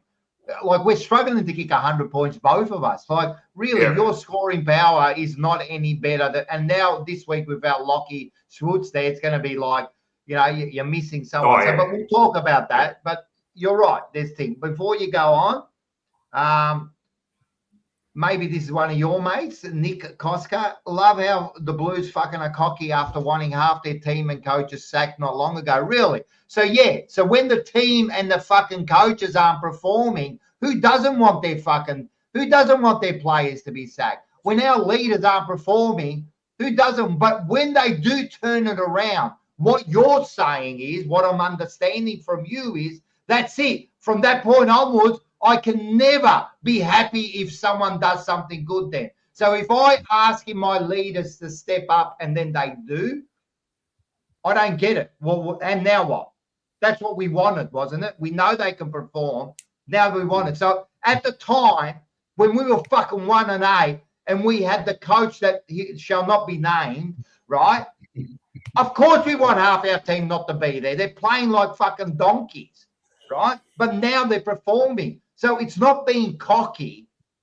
It's absolutely looking at the last 8 weeks and going, mate, I'm happy to see what they've fucking done. And I'm ready to take on Collingwood this week. And trust me, I'm going in there confident, right? But we'll talk about that. So, Nick Koska, I love you. Share, subscribe. Very good. So is that it, used to? That's it. That's all we can talk about that game. There was nothing more to say. Nah, man. That's ancient history, mate. We're moving on for this week now. That's it. But well, before we go on to this week, there was a game there, 39. We did get smashed by 64 points. It just showed how far we're behind the top 4 side. And we know that. We know how far we are. As I was saying before to Mark, we need another 5 or 6 A graders into that side before we can say we compete. When you saw, first of all, this isn't an excuse, I don't think, because if you look, I picked Hawthorn to win last week. So I'm not unrealistic like what Mick Sacker reckons I am. I'm jumping. I picked Hawthorn. I didn't think we could beat Hawthorn, right? But with that rain, I was saying with Carlton to beat a top 4 side like that, everything's got to go right. One thing goes wrong and we fall apart. We're not that side yet. So all of a sudden, before the game, we lose Pitternet. All right, he's not the A grader, but it's big for us because then we have to put a first gamer in, right, who hasn't played a game yet. And he got smashed by Meek. He was fucking bullying him. You know, that wasn't going to help us. Then the rain. I just think we didn't adapt to the rain. We just couldn't play. And then we lose Hewitt. We lose Hewitt in the first quarter. And then Chera had to go to the center, and then we just lost structure. So those three things it was never going to go our way. Like everything had to go right for us to win that game. And we're just not good enough, man. You could see the hard bodies of Hawthorn, the way when they started taking control of the game, you could see, mate, the experience, the hard bodies, the way they were winning contests. And then they went from the first quarter of that, all you could do was just push the ball forward as much as you can. Just try to get fucking, meterage, you know. And then once it kind of cleared up a bit, Hawthorn went back to their game. And we didn't. We just kept on trying to play this stupid game when we should have tried to play our footy, you know. So we've got a long way to go, but they definitely showed where we're at, man. We're definitely not a top four side. Or, you know, I never thought we were, but we show how far we are. When you look at the Hawthorn side, man, like look at the players they've got. This is what I was saying to Mark. Look at their players from back to front, right? Yeah. That's what you have to compete with. Their back, their forwards, man, their midfield. You know, look at those wingers, you know, the ruckman. Look, that's what you've got to compete with. And when times get tough, you need these players, you know. So, no good. Yeah. Let's go into this game.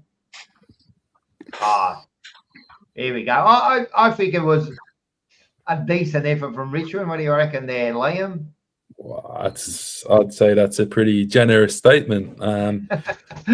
Yeah, look, we had a crack for the first quarter for sure, and we bottled it. We should have kicked the goal right at the end of that quarter, but we somehow stuffed it up.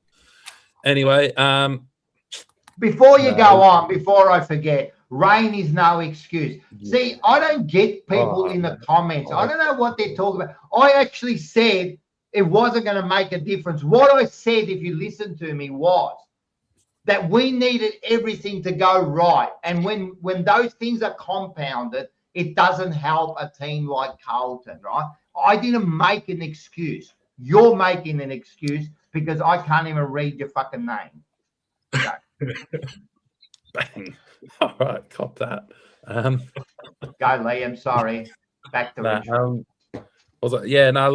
It was another slow, boring game from us. Yeah, we can't blame the weather either. We just suck in any conditions. It was it was like obviously I was working, so it was hard because I kind of had to behave. But there was a couple times where I was getting a bit too carried away. But like I could hear people around me, and they were having the same thoughts as me. It was why are we playing slow down the line football and consistently kicking it to Max Gorn? Like what is that going to achieve? No, it was that slow, boring football. We got stuck in their game too much, and then the other way, it was actually a really poor defensive game. That was probably what frustrated me more. I mean, I just went back and looked at the stats now. Like they had twice as many marks as us. Again, our tackles were well down. We let them get the ball too easy, and I think Melbourne were a bit sloppy, to be honest. They had more chances to put us away. They didn't play their best. Defensively poor to see, but we let them have the ball too easy, let them move it too freely. And then main thing was our execution. Player that we speak about a bit here, Tom Lynch. I watched him closely because I was behind the goals where I was, and he was working hard enough, but part of it is I can see he is past it. He's not quite as good as what he was, but also part of it is he's getting double teamed every time, and he's getting no support. Like Melbourne had a field day, they had like Turner or someone defending him. Lever would just come across and do it because every single ball was going straight to Tom Lynch. And they're like, oh, well, we need to keep him in the team. It makes us better. I was like, well, I'm starting to think it's actually hurting us keeping him in the team Because if he's the only option that we're going to, teams aren't stupid. Like they're going to double team you, and they took him out of the game, and they're like, "Oh, Tom Lynch had a bad game." I was like, "Yeah, but he didn't really get an opportunity. Like he got outsmarted." That's how I see it at the moment. Again, struggling to pick a good performance in this one. Maybe we'll go Zane Piker, first game, first goal too. So that was good. Ripper as well, outside 50, I think. Yeah, not much else. Hopefully we can do better this week. Very good. Hey, Liam, sorry. Yeah. Sorry. Go. Amongst my Richmond supporting mates, I'm hearing little rumblings and murmurings about Uze. A lot of people, starting to not be too happy with him. Do you share those thoughts? Yep. Yeah, absolutely. Yep. I've spoken about it before. I don't think he's getting the best out of the group. He's clearly not got the best game plan. And I think I've said it before, when you see that we're struggling or when momentum goes against us in games, he doesn't seem like he makes changes. I think I've said, like, he's good for people, good for culture. I get that. But in terms of like game day management and actual like strategy, I haven't really seen it yet from him. And we're nearly 3 years in. So if you're struggling to develop what you want to do now, I'm starting to question, will I ever see it? Yeah. So, yeah. It's going to be interesting, like, at the end of the year, what they do. Because he's got another year on his contract, hasn't he? He does have another year, yeah. But, I mean, like I've said, I really only think West Coast is the only game we can actually challenge in for the rest of the year. Maybe the Saints. I think the Saints was the only other game I said we can maybe do. Yeah, West Coast is here, so. But yeah, and I've said it before, like with the coaches, like, I mean, we've got 2 teams here that are looking for coaches at the moment, so maybe we need to get in the race, otherwise we might miss out on a good one. But then, well, that's it, and that's doing the process early, getting those interviews in, and then seeing who you get, like Essendon and Carlton. Oh well, Essendon's got hurt, so it's pretty much only Carlton looking for a coach at the moment. Yeah. And Richmond could be another one. It's a decision they got a decision. It's a decision. Well, I mean, we've just gone and pulled the pin on the high performance manager before the season is finished, like 7 weeks out from the finish. Yeah, that was so I would not be surprised if there is conversations happening behind doors at the moment about what are we doing in terms of our head coach. Yep. Yeah, I agree, man. You can't have Brad Scott because apparently they're looking at him as a manager of the Tassie team. Wow. That's all right. Not coach, manager. Wow. Good luck. Yeah. Mate, that bloke there is like a cockroach. He just gets a job after job. No matter how bad he does, he just gets the next job. He even fucks up when he's coaching the umpires. Yeah, he was coaching the umpires. He coached North Melbourne, fucked up. He fucking went the umpires, fucked that one up. Goes there and fucks that up, and now gets a manager's job. Like, well, there you go. It must be the Scott name. I think they think it's Chris Scott. No. They get confused, man. All right, hey, everyone's waiting. I want to hear about this. Are you waiting for this, Mick? I do. Yep. I want to hear about this review here. Let's go. Oof. 149 to 159. Oh, wait a sec. That's 59. Fuck. I know what you're going to say. You're going to say, like, we scored the same amount of points after halftime or after fucking quarter. That's good. I can just hear you saying that. All right, let's go. Well, give us your review. I think we did outscore him in the second half. I knew you were going to say that. No, well, you didn't. How funny was it, as you were saying, Rocker, how funny was it, years ago it would be 149 points to 159 points. I remember those games. So many goals that used to be scored. But anyway, that wasn't the beat. It was pretty much a carbon copy of what happened the week before, to be quite honest. It was like a fucking replay. There was no difference in the game, mate. So the way the Bombers performed on the weekend, on Sunday evening. But, there's not much of a review to really talk about, boys. the only shining light again is only a couple of players that are showing me some commitment and desperation. Sam Durham. Every week, this kid just keeps putting in, but he just hasn't got that support throughout the midfield. Ruby, he seems to be like Roby, yeah, Sullivan Roby. So I look at him as a same type of player as a Cripsy, just the way he evades players and just has control of the ball. So this kid's going to be a superstar, mate, honestly. And as I was talking about before, Rock, about potential, this kid has got potential. So I'm looking forward to the future of these young potential players and Caddy signing up again. So there's some good signs there. But as for the performance, there's not really much more I could really say. Wright had a good game, didn't he? Wright had a good game. Well, yeah, Peter Wright kicked. I think he Three goals. He kicked three goals. So he did all right. So, he's all right. Again, it's all about getting the ball down there. As Liam Scotty was saying, said, they kick junk time goals. It is mostly it's a bit of hard. The opposition team.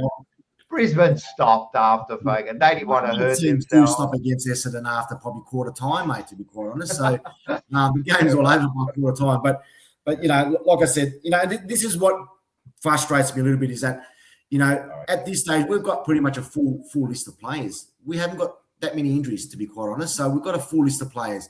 And that comes down to, these senior players that are coming back into the side, they're not performing. And that's what's hurting. That's what's hurting the club at the moment. So I'm not quite sure. I mean, you all know what's going on. They're not playing great football, the Bombers, but it's not helping at all. So very disappointing. Did Draper celebrate when he scored his couple of goals? Actually, he kept it quite level-headed, Manny. I'm not quite sure. Did you watch the game at all? But yeah, the two goals. I wouldn't waste my time. I'm watching the Bombers. He had a bit of respect for us, I think, on the day. He actually smashed it, Yes. And again, there's another player that left the club for reasons of seeing that there's no potential at the Essendon Football Club, so he's left us as well. But yeah, he was a bit of an X factor, Draper, at the club. But yeah, he's gone to Brisbane and he's doing really well. Wish him all the best, and I think Brizzy will be up there again this year in the grand final. I think they'll play against Freo. I think it'll be a Freo and Brisbane grand final, to be quite honest, guys. So, but yeah, that's all I've really got to say. Unless you boys have got something else to say, but there's not really much to say about this. Frankie makes a good point. Mackay had a good game, 2 possessions in the seconds. He's doing really good for his $1.8 million for the year. That's 900,000 a possession. Yeah, well that done. is. And I have been watching the Rezzies lately. And that's what you tend to do once your seniors are playing good football. You tend to watch the second. So they're playing some good footy as well. So they have Enzo Valentino, thank you very much for the $2.99. Only 90 points, and then we're right in it. You don't realise how much we're behind. At one stage, I looked at it, I go, "Fuck, we're 70 points down."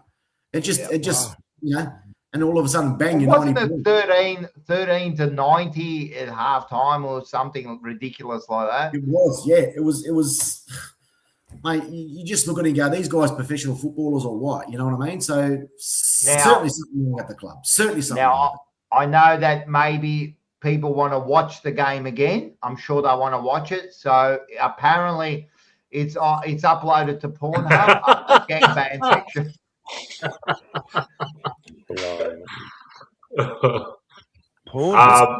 Mark, you got when you go into Pornhub, you got to make sure that you got to show evidence that you're over 18, so I should not allowed to watch that game.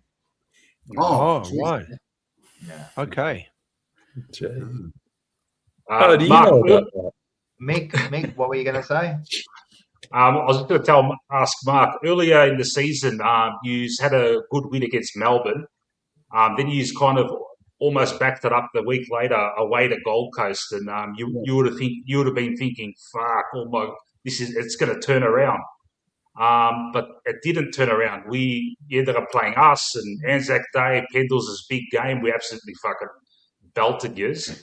Now, you've continued on this really bad run now. Are you at the lowest point right now? Is this rock bottom for Essendon right now? Yeah, it is, Mick. It is, Mick, because the game that we did play against Melbourne and Gold Coast the week after, I think it was probably the wrong time to play Collingwood against Pendlebury's record-breaking. Was it the record-breaking game for Pendles? Yeah. It was, yeah. So probably come at the wrong time, and also being a Anzac Day game, probably we've got a little bit of stage fright. So those two games that will play some good football. I did see some signs of wow, this could be an all right year. Didn't expect it to just have the one win. But you can't go any lower than where we're at the moment, Mick. Honestly, every week comes along. I'll still watch the game, mate. I'll still support the club. Don't get me wrong. But it's getting to a stage where I'll sit there and I'll be like quarter time and I'll sit there and go, what the fuck is honestly going on, man? It's like watching a comedy show, honestly. It's just some of the skill errors and errors that they're doing on the ground, fundamental, simple mistakes. Like these players have played the game long enough to make these wrong decisions and it just I can't understand it. I can't wrap my head around to say how bad can it be, mate? You know what I mean? They are professional footballers at the end of the day. These are like under 12s footballers playing, mate. But don't forget, the future's looking bright. And that's the sad thing. You got James. You got James Hurd. You got James Hurd coming to the club. Hey. And that's the future's looking bright. Hey, you're going to have to start to wear shades, man. The future's looking bright. James Hurd's coming. A lot of it, mate, is above the shoulders. And when you can't believe that you just can't win, that mindset before even the bounce has started, it's tough, mate. It's tough. It's a tough competition, and we just haven't got that that belief that we can win games at all. I still believe, by looking at Essendon's list, I still believe you are 15 players short of even competing. And you might not think so, but a lot of those players where you're in the reserves and you're thinking, oh, they got potential. I've seen that at Carlton.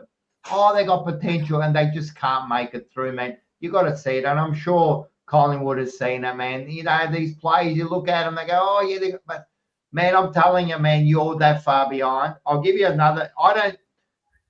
Mark is a true Essendon announced Caddy's contract extension because his old man was shooting his mouth off at a function after one or too many drinks. Now, I don't know if you know this, but it's true.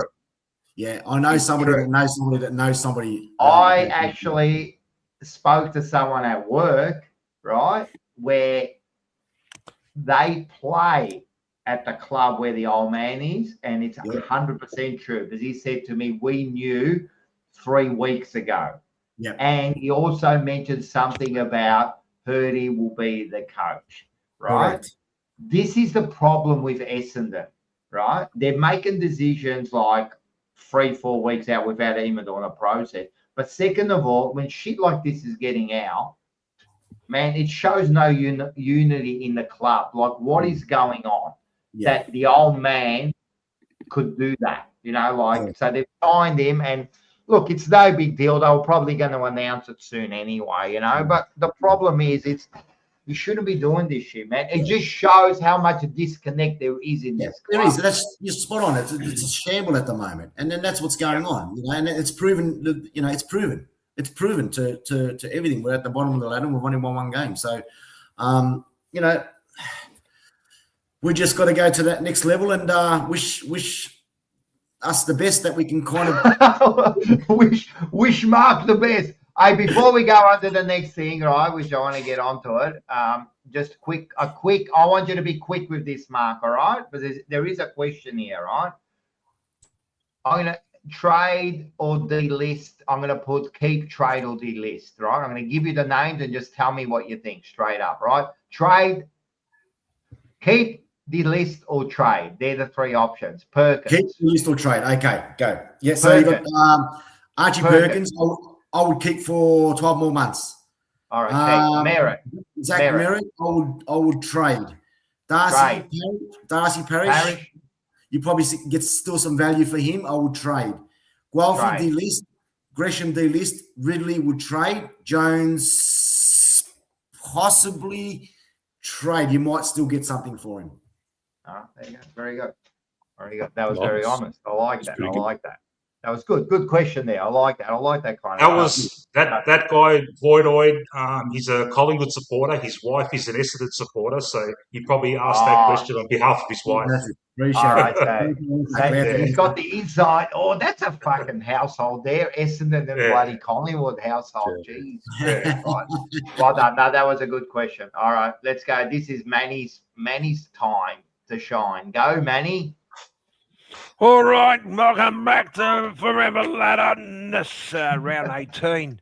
All we can say is that Richmond and Essendon are having fun on the bottom. They are exchanging saliva. They're telling each other how much they love each other because nobody else wants to know about those two poor bastards. Miserable year for these two teams. The big clubs, the forever rivals, big clubs. Yeah, let's not talk about them anymore. Okay, Collingwood, we're in the top 8. My prediction was that we're going to be finishing around the 10th, 11th mark. So I'm doing okay at the moment. But Rocco slowly creeping up, Carlton slowly creeping up, and they're getting there. And it's going to be a tough game this week, but I think it's going to be crucial. This is going to make a decision if Carlton is able to get in there, because I can tell you right now, the AFL is licking its lips with this, what do they call it? This additional round? Wild card. Wild card. That's it, wild card. The only thing that's wild at the moment is the weather. But Fremantle, they're looking hot. They're going to be playing finals football. And all I can say is that it's going to look like it's going to be a close finale to the year. And I'm hoping that Collingwood will be there, because then we'll be smiling and poor Mark is going to be feeling even worse. Back to you, Rocco. You'd have to admit, Manny's getting better at that ladder. That ladder, I reckon, is as good as even better than bloody the bloke that does it on the bounce there. You're doing a good job there, mate. And I think you're right about this week's game. I think if we lose this game, we don't make the top 10. But if we win it, I think we'll make it. I think this is a crucial game. And talk about crucial games, let's go straight into it, because here it is. Round 19, this Saturday, 7:35. I saw the weather. It's 17 during the day and no clouds. So looks like we might have a dry night, which will help us. 7:35 at the G, of course. And probably I actually posed this today. I don't care what anyone says. This is the biggest rival game in the competition. I don't care. Fremantle, fucking West Coast, Adelaide, Port Adelaide, jam them up your ass. No one cares. Essendon, Hawthorn, Carlton, Anzac Day, whatever. It's only because it's on that day, or else it's not even important. This is the biggest rival, two biggest clubs in the competition. Doesn't matter that we're not winning games. Every time we get together, mate, it is the tension builds. You get to the game, Mick, don't you? Mate, the nerves set in. Yeah. It doesn't matter where you're sitting, mate. The nerves set in. You're waiting, mate. Every bump, every fucking tackle, everything, man. And look, you've had it over us. I think you've beaten us the last 4 times, and then probably we've only won 2 out of the last 20 or something. So you've definitely had it over us. But this is a massive game. Tell me about it, Mick and Manny. Mick and Manny. There should be a show. The Mick and Manny show. Well, probably could be, Rocco. Between the two of us, that'll be one brain cell. But on a more, listen, the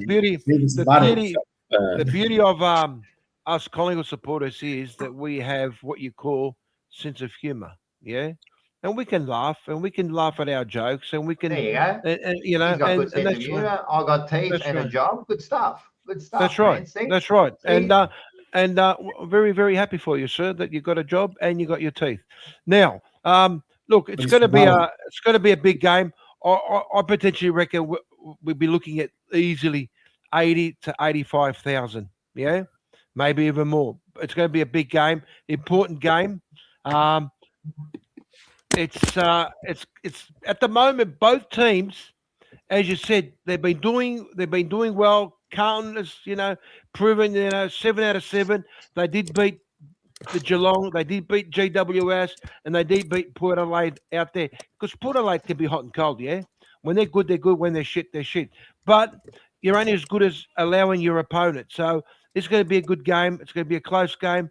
I still feel that even though Schultz, the one player that Rocco dislikes with a passion, is not going to be playing, I think potentially it'll be a 3-goal winning game for the Collingwood club. What do you reckon there, Michali? Okay. Yes. So what usually happens in these games, Collingwood, Carlton, Carlton always gets the first goal. All right. In the past, it was not a fact, but anyway, I've just got memories in the first quarters of Curnow kicking goals and celebrating him like he won the flag. And it's a tight struggle up until about second or third quarter, and then Nick Dacos just does his job and kills you off. And I don't see any reason why that won't happen again. But having said that, you are overdue to beat us, and you have had some form over the last 6-7 weeks.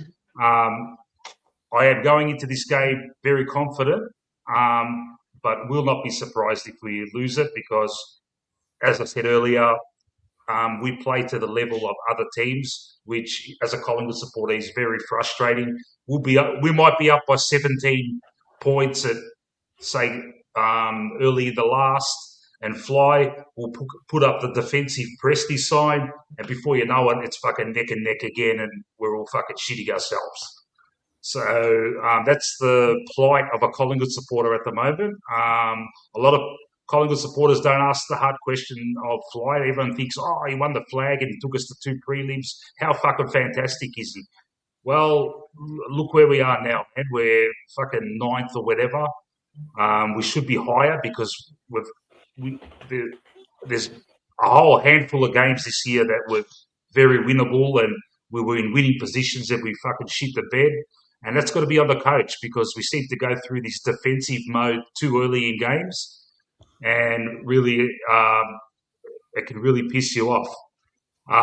So I've been bantering with you, Rocco, in the last few weeks. Yeah, we're going to belt you, but Collingwood doesn't belt teams. I think we're going to win, and I reckon we'll win by about 18 points, 3 goals, and we should win by about 30-something, 40-something, but no, it's going to be about 3 goals. I take into account your form in recent weeks. I look at those 2 games against Essendon and Richmond where you just won, and that gives me the confidence to think that we will should be able to beat us on Saturday. Very good. Yeah. Very good. Well, I think both sides really, they're struggling. They struggle to kick goals, right? They don't get big scores. I think our defence has been better than yours. I think our defence has been one of the better defences in the AFL. We've held up all year, even without Wiedering, So I think our defence can do the job. It's always, the old thing is, you got to win it in the middle. I think that's always the case. We're going to have the young ruckman in there. He's 209 centimetres. You got Cameron. Is he going to be able to, run with him around the ground? We'll see. But I think he might be able to take him at the centre bounce. The bloke's getting like 40 and 50 tap-outs in the reserve. So he can do it. So that'll be the thing. Our captain, look, Walsh got 35 on the weekend, but they weren't damaging at all. So he's getting a lot of the ball in the last game. Before that, he was really good. Cripper's been a little bit down in the last 2 weeks. He wasn't the man we needed him to be. I think he's going to step up this week, definitely. So he's going to be a big game. He gets close to BOG, we win the game. That's the unfortunate and the fortunate thing about Carlton. If Cripper plays well, you're in trouble, man, because he controls the game. As far as forward line, look, both forward lines, I think your forward line's a little bit better. You got those two. You got the two blokes up there in fucking whatever their fucking names are. Stay, Bembry. Yeah, so you got them two there who can take some marks and that. We've got two defenders who are our leading goalkeeper in Kemp and McGovern, but they can kick goals. They can kick 2 or 3 goals. So you're looking at that. So, but then we've got like Haywood, who's been stepping up, kicking goals. I think Ainsworth has to have a big game, and he had a poor game, but he's probably been one of our best players all year. He's another dangerous. I think we'll bring in Akers this week. Yeah. And be replaced either Cottrell or Holland. He hasn't been playing well, and I think Hewitt's going to be okay. So it was a back spasm, and they're saying that he might be okay. So he's going to be important to come in. We're going to put, we'll get Chera back on the wing. So to tell you the truth, the teams are even, bro. You aren't that far ahead, man. And if we play well, we'll beat you. And if you play well, we'll beat you.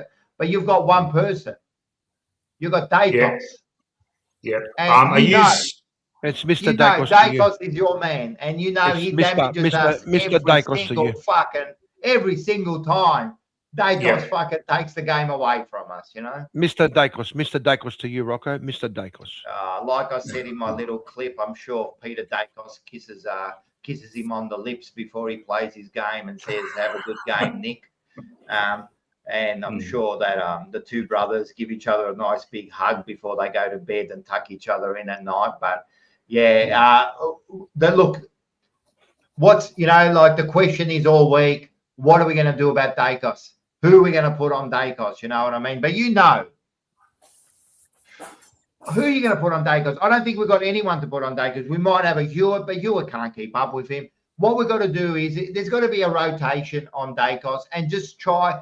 You've got to try to stop his damaging, like kicking the ball. If we can get him handballing a lot more instead of kicking, maybe make him go backwards a bit instead of going forward. That's all you can do. Are you going to completely stop Dacos? No. You can't.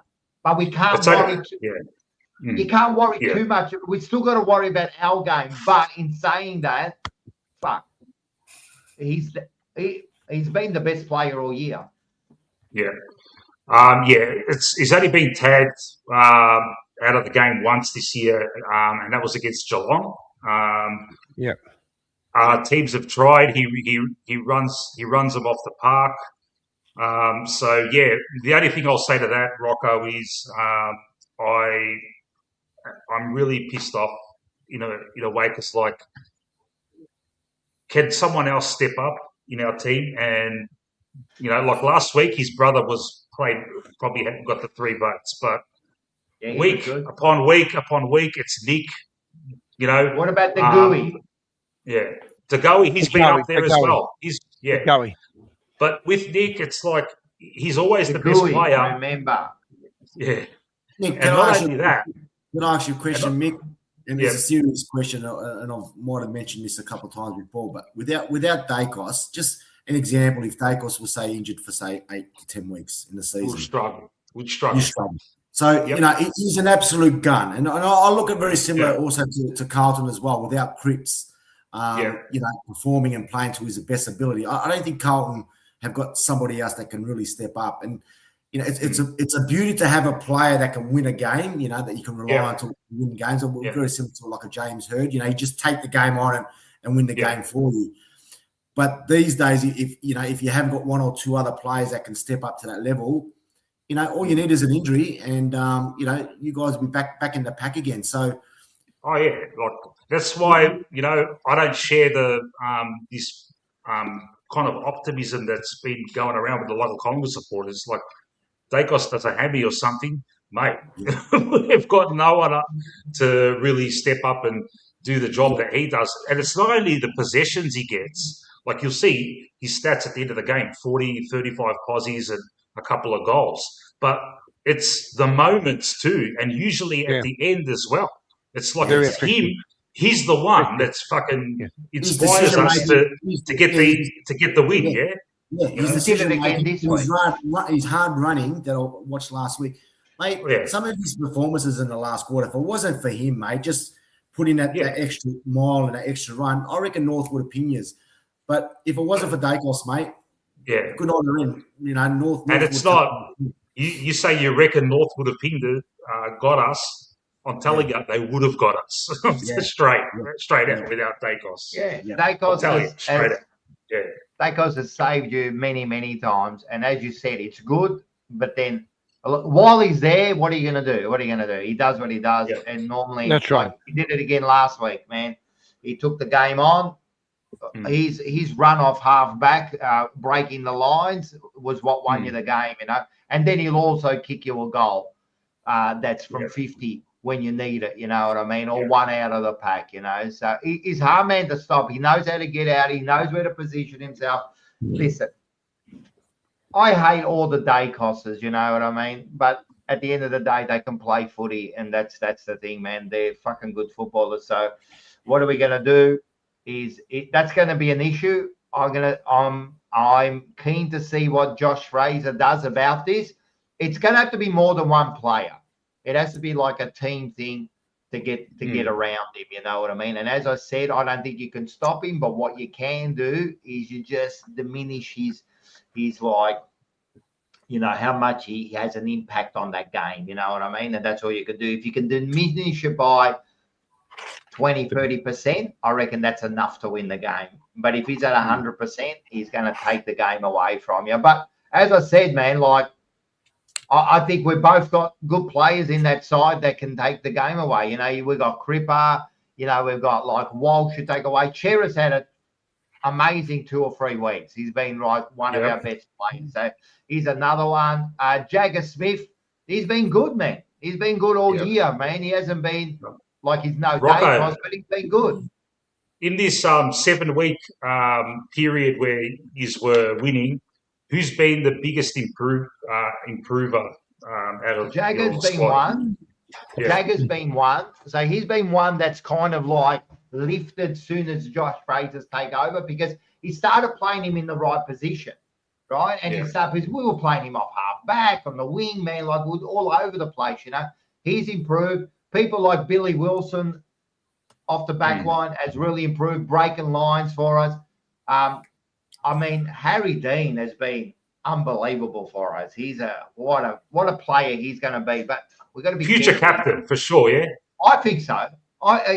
He's unbelievable, and he hates losing. Like he's got that in him. Yeah. So Cowan's been another one that's really. He was poor on the weekend. Everyone was, but he's been a big improver. Mackay's been a big improver ever since Voss has gone. So he's been more on the ball. But we said it this week. We need him to kick goals. Like he's been good around the ground, but I need him to kick goals. He has to kick 4 goals this week. Like fucking hell. Yeah. He's like 300 centimeters tall, man. He's a forward and he's not kicking. He's only kicked like fucking 15, 16. That's poor, man, for your forward. Like the top goal kickers are Kerno and whoever else, but they're on 45 goals. You know what I mean? So we want him to be good. Ainsworth has been good. I'm getting some help here. Ainsworth has been good. He's been good all year. And also Hewitt.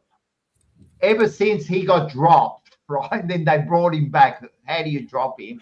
He's been big. So, but as far as the young kids, you know, like I like what Billy Wilson's been doing and Cowan's been doing off the back line, you know, giving us that drive. Is Ison still in the game, in the team? Ison? Well, he's in there last week. I said he should have been dropped a couple of weeks ago. Yeah. Okay. I think he needs a stint in the reserves. I just can't. He hasn't been playing well at all. Yeah, he's been okay, but he just hasn't been playing well. He hasn't been kicking goals, man. So, and I thought they were going to drop him last week, but they kept him, you know. So this week will be interesting. As I said, I think Hewitt will play.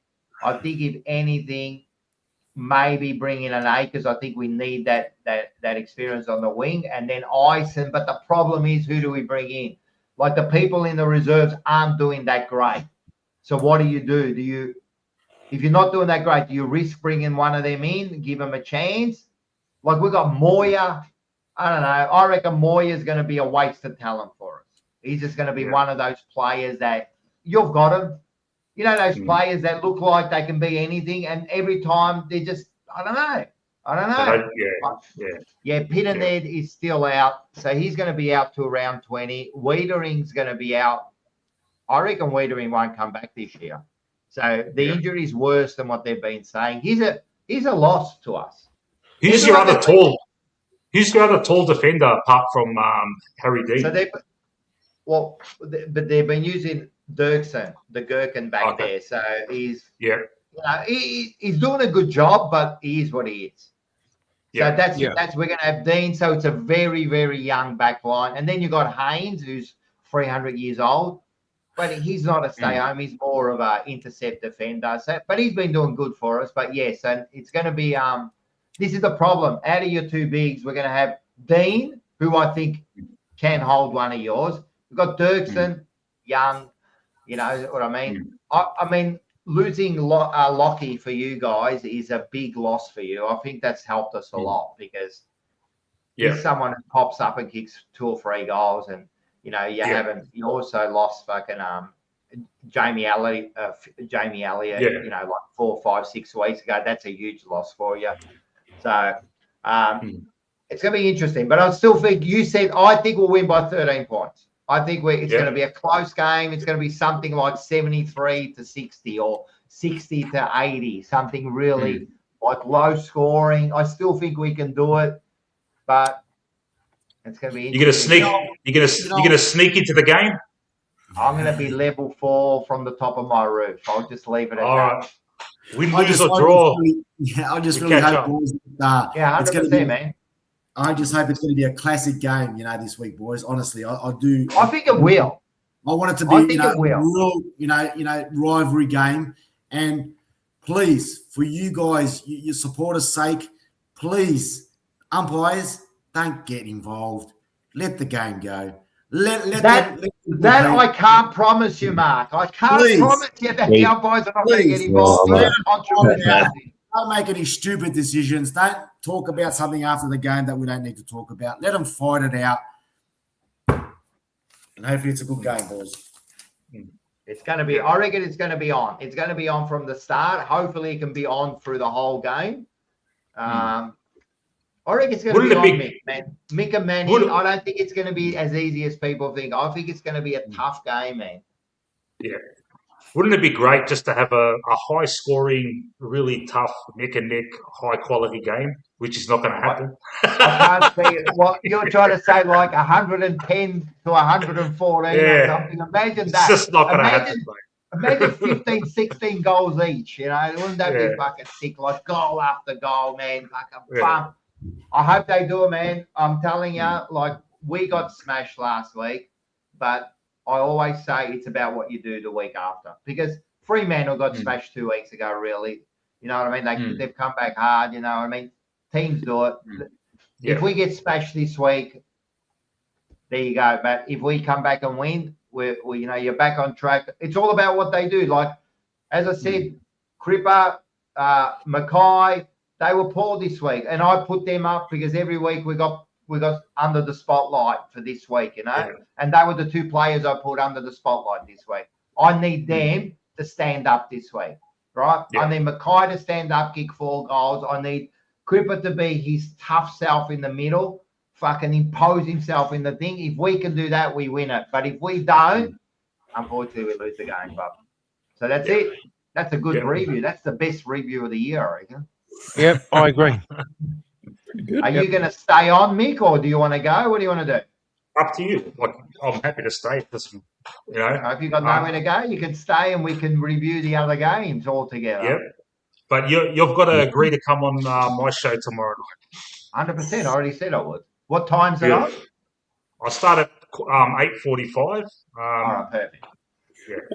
Yeah. No, perfect, because I've got my show that finishes at about 7:30, so I'll 100% come on. I said I would. We went on Lucas's show there.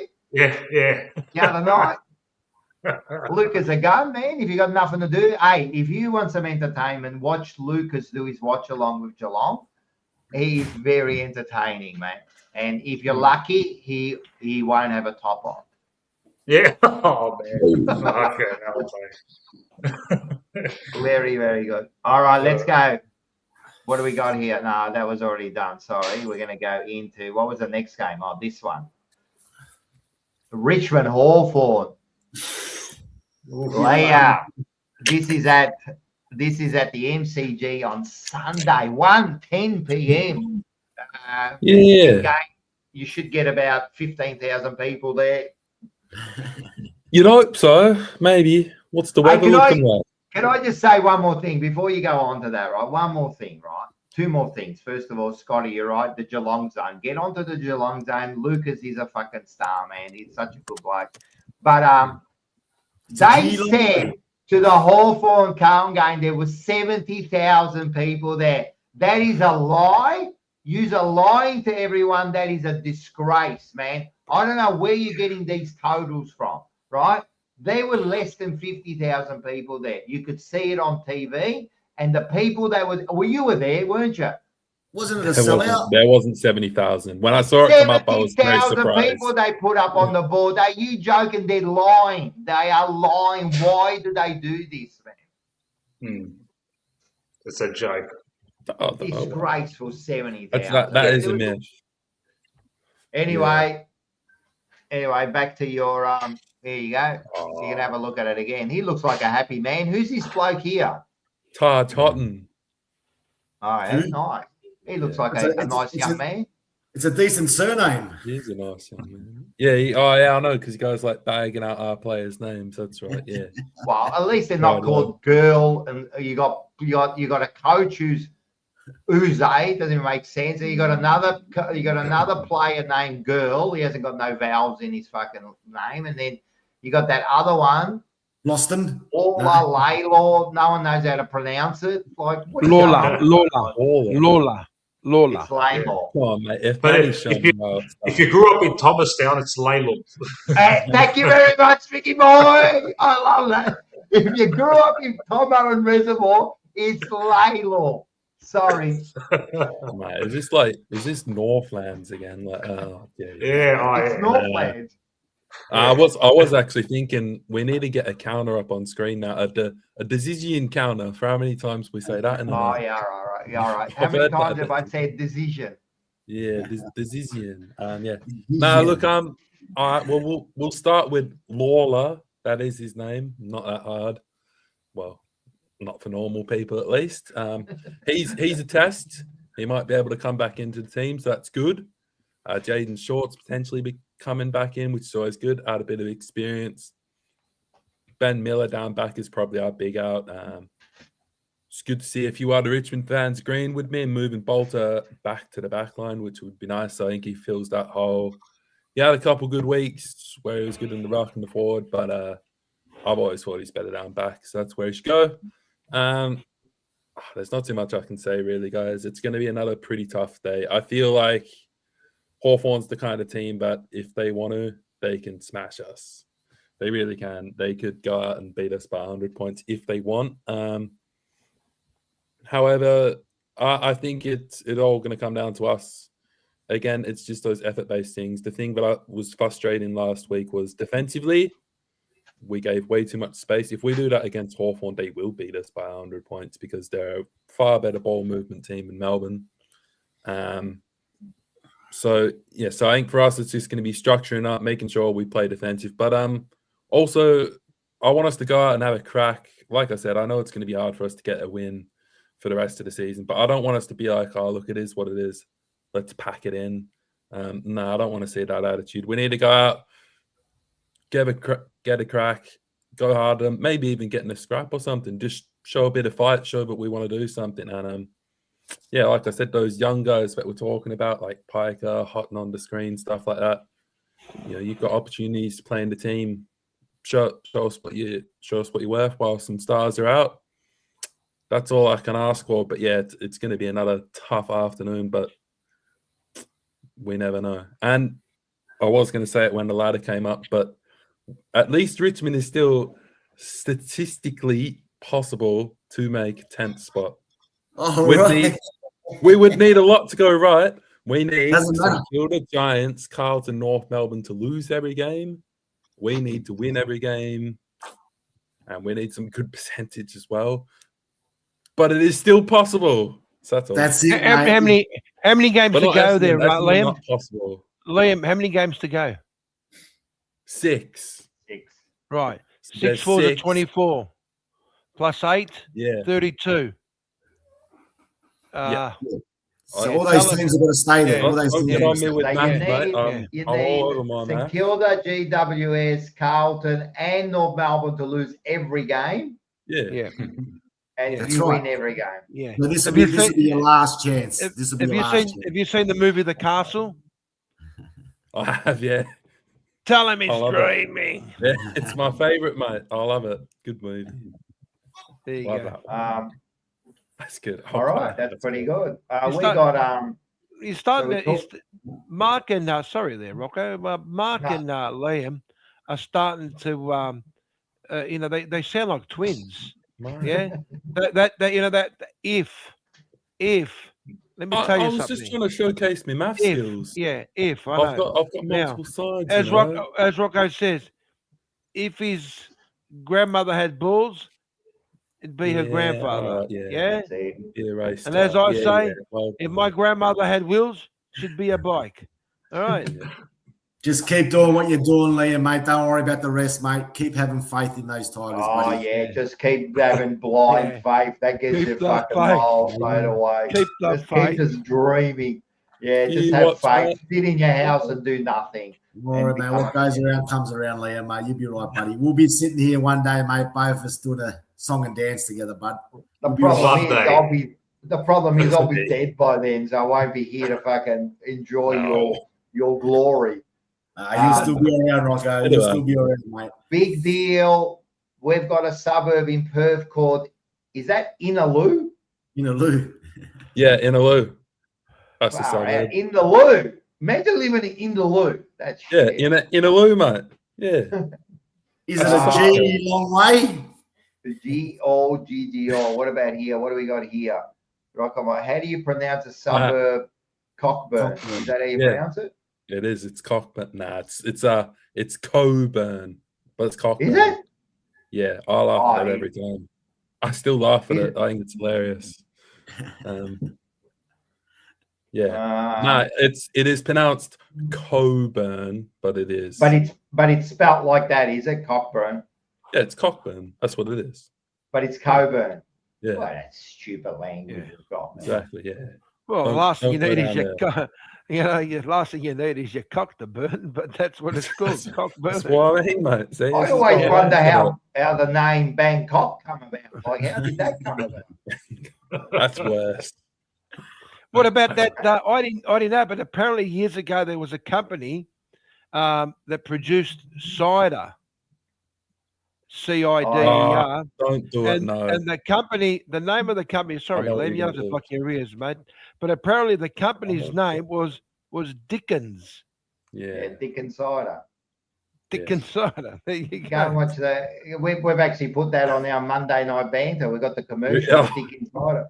I hope you really.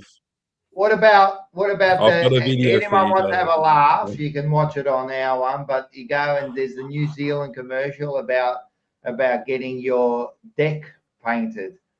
Have you seen that one? I think I might have. Yeah. Have a look at the deck. Hey, you got to rub your deck before you paint your deck. Good old Dickens cider. All right, let's move on. Everyone's waiting for this one here, man. Jesus Christ. Everyone's been waiting for this one here. Jesus Christ.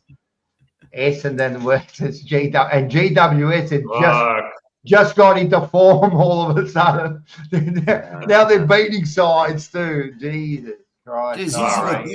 which players he got? I don't think he's played a game. Is that young fella that mid-season draft? I think it might be. Jackson. No. I think what happens every week is Yeah, Jackson. I think what happens every week is Bo, what he does is he brings up Essendon and he sees who wants to be on the picture, right?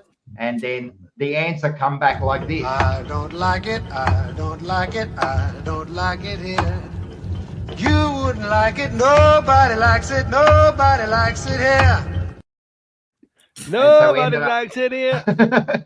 We ended up putting this player. I don't know who it is. It doesn't really matter. You're playing GWS.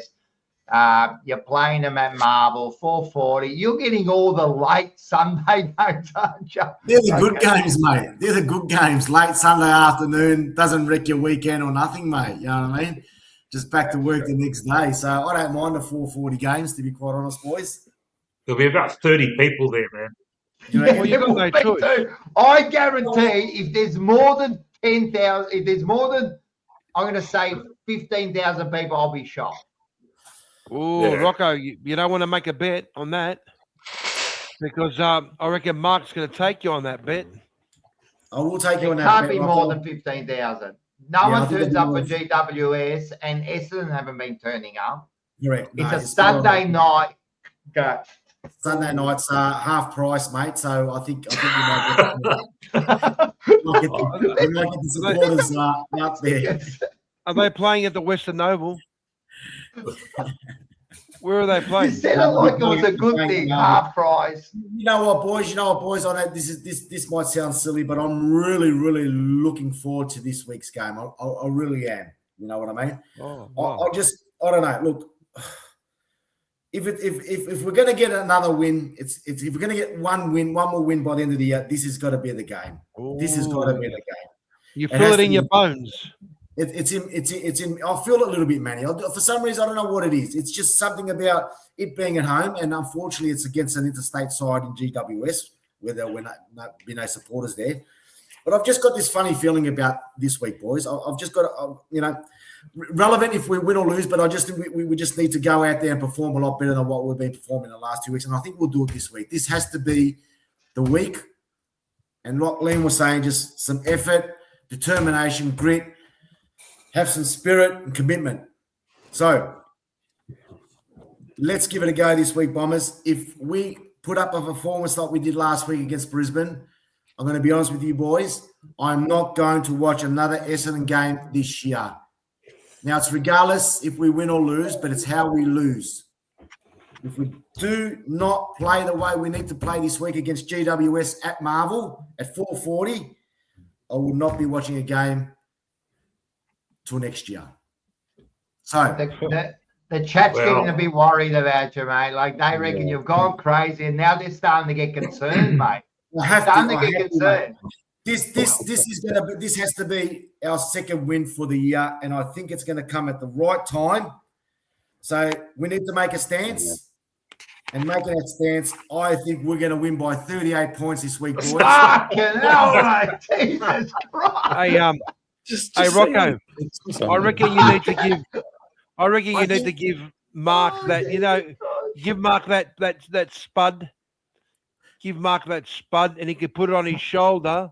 I truly believe, Manny, honestly, mate, I think if we're Listen, going to win, I reckon you need to put it on your shoulder, right? And you'll be like Ken Bruce. Ken Bruce has gone mad. Ken Bruce has Ken gone Bruce. mad. Ken Bruce has gone completely Completely mad. mad. well, Yeah, as that'd I be always something. say, we can only hope we Mark can only has have gone fun. mad. I'll put him We next can to only have Juddy. fun. I'll put him next to Juddy there. Oh, Juddy. Can I just say, all I can say, Mark, is this, right? I can just see it happening, right? I can just see it happening. It's quarter time. And all of a sudden, this gets blown across the ground. I don't like it, I don't like it, I don't like it here. You wouldn't like it, nobody likes it here. Nobody likes it here. I'm That's telling been you, killing me. everyone. Is that Sinatra? I've got to ask. Is that Sinatra? No. I don't know. No. I don't know, but I want to find out Yeah. where. Let's have a look again, because get ready, Mark. This is for you. I don't like it, I don't like it, I don't like it here. You wouldn't like it, nobody likes it here. look, No, I don't reckon that's not Sinatra. Yes, I've That's got not one Sinatra. person in the chat there that's on my side, and that's all I need is one person to back me up, mate. Good on you, Bomber Pete. Good work, mate. We will win Good this week. stuff, Bomber Pete. Right, Two you know. delusional people. You know what? And if we do win, I'll have a bet on this. If we do win, right, I'm going to sing the Essendon theme song. Look, oh, yeah, all right, you can do that. But all I know is tonight everyone will be singing, I don't like it, I don't like it, I don't like. Look at this. Everyone's like going crazy. I'll be singing that at work tomorrow. Yeah, that's true. That's a work song when you get to work. I don't like it, I don't like it. What did Bo say? You going? Oh, yeah, are you going? I'll try. I've got to see my work schedule, but I'd love to go there. My team against Bo's team, and I think Bo's a naughty boy, but he's banned from Carlton and from Preston games. So No, he's not banned from Carlton. no, either you are. No, that's only me. But is he banned from Preston games? Is he? No. I'm just exaggerating, but no, I don't think he is. But he'll be there. He'll be there. All the boys are going to be there. Actually, I'm working that day, but if I can get it off, I'm going to come too. All right. Yeah, Bo. If I can, I'll find out if I'm off, and I'll let you know, and we'll catch up. No problem, bro. There you go, man. Our chat. I knew they were going to come up with. It's Harry Belafonte singing. Okay. There you go. There you go. I don't like it. I don't like it. I don't like it here. You won't like it. You won't like it. You won't like it here. Boys, before we keep going, have you boys got a bet on the Carlton Collingwood game, or are we still going on the chili and the theme song? Oh, yeah. We could do a bet. What do you want to do, Manny? Well, listen. You know, maybe heads. Look, we could do the chili thing if you want. All right. But I mean, I don't know about you guys, but when I was born, my mother skipped cappuccinos and she started feeding me chilies. So for me, chilies has no effect. But if you want me to eat chilies, I can eat chilies. Maybe we might ask the question: what type of food that you would not eat? Tell me something that you would not put in your mouth, Manny. What is it? Brussels sprouts? Peanut butter? Ask that question. No, I pretty much like anything. Whoa, peanut butter's amazing. Peanut butter's the best. I don't know. I'm asking the question. Peanut butter. You would not eat. Listen, mate, I'm an old school wog. You would eat what was given to you. You didn't eat, you'd go hungry. You understand? Loser has to shave their ass. But if that's the case, Manny would have to go for about 20 shavers. Well, funny enough, you say that, Rocco, but I haven't got any hairs on me butt cheeks. I don't know why, and I've got no hair on my chest. How do you know you got no hair on your butt cheek? Do you check it out? Do you look at it? My friend, what do you do? If you don't, what do you mean? What do I do? I don't look at my ass. Do I go in the mirror? I don't look at my ass. No, but you know what? You mean to tell me you have never put your hand on your ass?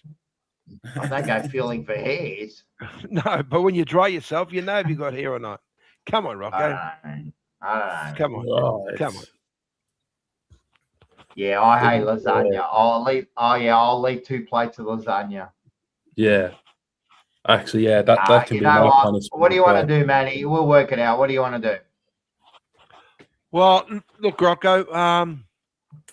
I was going to say I'd like to go to the. I haven't shaved this off in close to 12 years. Rocco won't do the same, mate. You know that, Manny. I'm not shaving my fucking beard, man. What about Manny? You shave your beard, and Rocco, you do something else. Then you don't have to shave. No. Forget it. I'm not going to shave this. You like sheep's brains? You like sheep's brains, Manny? Yeah, I like sheep's brains. This I definitely won't do. I will not let a Collingwood jumper anywhere near my house. No chance. That won't happen. And the next live show, no chance. I'll burn it before I fucking wear it. No chance. No chance. We'll just sing the song, Manny. Yep, okay. That's bad enough. Me singing the Collingwood song is bad enough, trust me. I reckon that'll get fucking clipped and played all over the place. Everyone that hates me would love to see that. Yep, that's all we'll do. And if you want, we can do it. If Blues wins, Rocco takes Manny ticket to Greece. No, come off, man. What's Rocco going to do in Greece? What am I going to do in Greece? Come on. Nah. Shave his ass. All right, let's move on. Shave his ass. All right, let's move on. We have got games this week. Let's have a look what we got this week. As you can see, just quickly before we go through, everyone's kind of gone the same. I mean, there's Melbourne, North Melbourne change. Just looking at, and Manny's gone the Doggies. But let's have a look at Mark's ones while we're here, right? So he's gone Geelong the Swans, but then he goes Port Adelaide against Fremantle. Then he picks North against Melbourne. Then he picks a draw against Carlton and thing. Then he picks Eagles against Brisbane, right? Then he goes Suns, fair enough. And then he goes Essendon against Thing. Wow. Well, I'm falling behind, boys. I'm doing the lose kiss of death. This is not going to help. Trust me, this will not help you. Go there, Liam. Nah, that's not bad. All right, here we go. Tomorrow night, Geelong and St Kilda at the Alphabet Stadium. Geelong have a heap of outs. St Kilda still suck, though, so you tip Geelong. Sydney and Adelaide on Friday night. That'll be a really big game. I'm excited for that one. Two really good teams. I think Sydney are pretty strong at home, though. Then Saturday, Port Adelaide, maybe at home at Adelaide. Fremantle, they're a pretty good team. I couldn't believe that the other day. I watched the first half, didn't kick a goal, didn't watch the second half, and they'd won. I couldn't believe it. Anyway, North Melbourne at Marvel. That should be an interesting one. Nah, not really. I tipped Melbourne. Then the big one coming up, Collingwood Carlton. Yeah, it's going to be a huge game. I don't mind the draw tip here, actually. I don't mind it. I think, to be honest, I actually just tipped Collingwood because I thought Manny was going to tip him. I didn't want him to get one up on me. That's why I tipped him. I might actually want Carlton to win. We'll see. Anyway, also on Saturday night, West Coast and Brisbane. Unfortunately, not too many people will watch that, but Brisbane should get it done. Then you've got my game. Again, yeah, we'll try our best, but Hawthorn should be beating us. Gold Coast Bulldogs, that'll be interesting to see if Gold Coast can actually get back and win. Good chance for the Bulldogs, though, to make up some ground. And then, yeah, Essendon, Giants, huge game. And, you know what, Mark? I'm sort of going for Essendon as well because I need them to win because I need the Giants to lose every game. So that's it, mate. Keep I'm looking after you. So, when we beat Hawthorn earlier in the day, that's what's going to happen. Interesting. And then we could see the total. Rocco's coming up from the rear. I mean, Manny likes to come up from the rear, but Rocco's coming right back there. I reckon I might hit second spot, and I'm only 5 behind with 6 rounds to go. So I could gain 2 or 3 here, Liam, and then slowly take that lead. I think we all tipped 8 last week. I tipped 9. Really? Wow. Yeah, I tipped 9. Done. That's why I gained 1 on Manny. I actually tipped every game right last week. So I gained 1, but this week will be interesting because we got a few different. But as you can see, Mark's strategy is working fantastic. He's 19 behind the leader, and he's even like 14 behind third spot. So everyone should follow Mark's strategy there. It's working fantastic. Maybe you should get like an assistant package for the tips, like getting a guest to come in and tip for you for the week instead. I think it's fair to say that that Mark has pretty much hung his boots in terms of tipping. So I think he hung his boots up after round 1. Yeah. Who did they beat this year? Who did they? Melbourne. That's it. Okay. Yeah. To be fair, if he didn't tip Essendon every week, he might actually be up there. He'd probably be doing all right. Carlton and Sydney. Actually, I was a bit worried on that Sydney game. That was a weird game last week. Man, at half time, mate, Sydney all up, mate. They haven't even kicked a goal yet, and then they fucking hell, that was such a weird game, man. Yeah. Are you spewing Are you spewing with Curno's form, Rocco? I didn't expect anything different. I'm not spewing. Mm. I didn't expect. He's a good player, man. He's top three forward in the competition. You know what I mean? Like Yeah. at the end of the day, he wanted to go. So we got what we could out of it. We got 3 first rounders. We ended up with Haywood, Ainsworth, and Florent. You know, not all directly to Curno's trade, but that's what we kind of like did out of all that. So would he have made a difference? Yeah, fucking hope. We would have been at least won 2 extra games with him there. You know, like he's a star. But I was having this dispute with Mars the other day. I still reckon I'm still worried about Sydney and what Curnow can do in the finals because he hasn't proved himself yet. And what's he going to do when it gets to him? And Sydney don't look like they seem to struggle against the big clubs.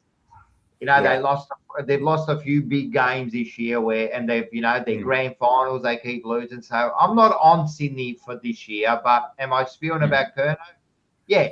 When you see one of your good players play well at another club and we probably could have kept him if we had got rid of Voss the year before, because I reckon that's the reason he left. That's one of the big reasons. So, am I spewing? Yeah. Now, what's Carlton doing now? Now we're looking for another forward. Yeah. We had one, for fuck's sake. Now we're going to look for another one. Yeah. You know what I mean? So, no, it's no good. But you know what? As like what thing says, fuck Curnow. But yeah, when you see him, like I don't think about when I see him, it's not like I go, oh, he should have been a Carlton, but he's a good player. He's a fucking good player. Yeah. And now Mackay's kind of struggling without him. Yeah. I don't think Mackay's that sole forward, you know. He's not that forward, you know. He needs someone else with him. You know what I mean? So this is one of the big things we'll be doing after the off season. We'll be looking for a forward. We'll be looking for a forward. I reckon. We'll see how we go. I was actually thinking about it. I did want Walters over. I thought he would be a good pickup. I reckon you could have got him cheap enough, and he would be a good young. But he signed on, so we'll see. Yeah. We'll see how we go. All right. What do we got here? All right, we're coming to the end of the show. But before we go to the end of the show,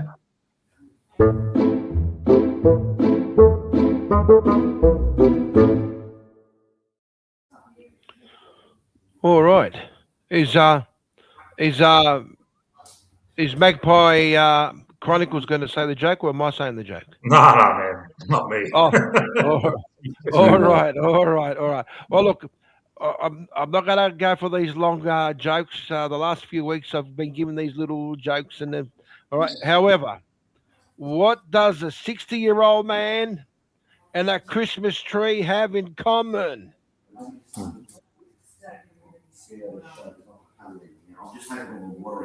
What? Well, the wood is dead, and the balls are just for decoration. Sorry, boys. You missed it, mate.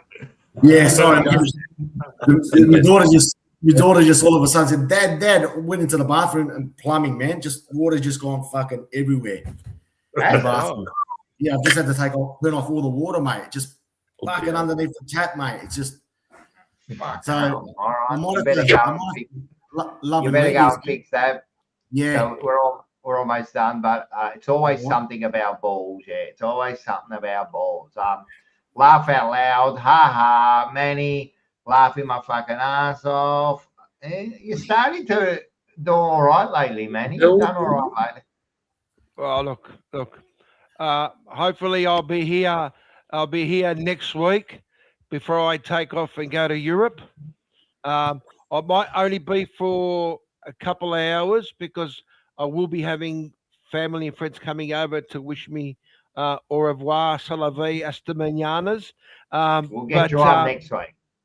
Yeah, you will have me on next week. And then, Manny, Mick, we might need your assistance for the rest of the year, maybe. or maybe we'll do a bit of a combination with you and someone else. But if you're Yep. happy, I think you're starting. The chat is starting to warm to you. So All right. No worries. No worries, man. I'm available. Yep. all right, good. We Good got on you, that, Nick. and then it says Bravo, no trivia. Michalaki. No trivia this week. No, what we're doing this week, we're going to wait. I think next week Bo is going to set up another trivia night, and we're going to do it like that. I think that's better. So we'll give that a bit of a rest. And plus, it's already 3 hours, man. We're supposed to make the show shorter, not longer. Or what is he saying? You're going to Europe only for a couple of hours. Is that what you said? Who? No, forget it. It's too late. Yeah. Because you said, I'm going to Europe, so next week only a couple of hours. I'll be on the show for a couple hours. I think they know. I think they're trying to be funny, man. Yeah. Yeah. And that's it. What else we got? Oh, just make sure that make sure you get onto all the shows. Tomorrow night is Selection Blues with me and Dylan, father and son. We'll go through selection live. And then I think we've got a bit of a special thing. We're going to go through a few players tomorrow night. So make sure you catch that. That's a bit of fun. And then, of course, we've got game day with Mars. And then we've got emergency meeting. And then Monday night banter. This week was good. What cheeses me off we had. And then naturally back to Tuesday. Oh, and then Sunday, of course, you've got Blue Sunday with David Rees-Jones. And then back to Tuesday, Wednesday. So make sure you catch all that. Yeah. Also, thanks to our sponsor, Top Dog Liquor. Make sure if you're down in Bendigo, go and check out the pub. It is a really, really good pub. Say hi to Lyndon. And that's it. And pretty much, I just like to say that probably everyone that's been watching has been thinking, I don't like it, I don't like it, I don't like it here. You wouldn't like it, nobody likes it here. Nobody likes it here. I'm telling you, I'm going to hit, so you all sing that song for the next week, mate. Nobody likes it. All right, thanks, Mick, for joining us. You've been a star, mate. And if you want to see us two at it again, check out Magpie Army Chronicles live. What is it? What is it tomorrow night? Like I'll start off preview. Matt, the teams will be out, and we'll dissect the teams, and let's do a one-on-one. Collingwood will go through each team, and who's going to win each position, and that's what I did last week with these North Melbourne guys. And I actually saw a bit of that. Yeah. Bring up the teams, and we'll go through line by line, and we'll work out a winner. Yeah. Ooh. We'll see. Exactly. We'll do a head-to-head, and we'll see who's got the more duds. Yeah. That's a good one. See who's got the most duds for the night. Yeah, I agree. That's a good one. Yeah, so make sure you catch that. Subscribe, share to both channels. Thanks to you guys all joining in, man. You're all stars. Thanks to the chat. Always loving the chat, man. These are so good, man. I have such a good time reading your chat and having a laugh. Make sure you catch us tomorrow night. And that's it. How do we finish it? Hot pie. Go the mighty Blue Dragons.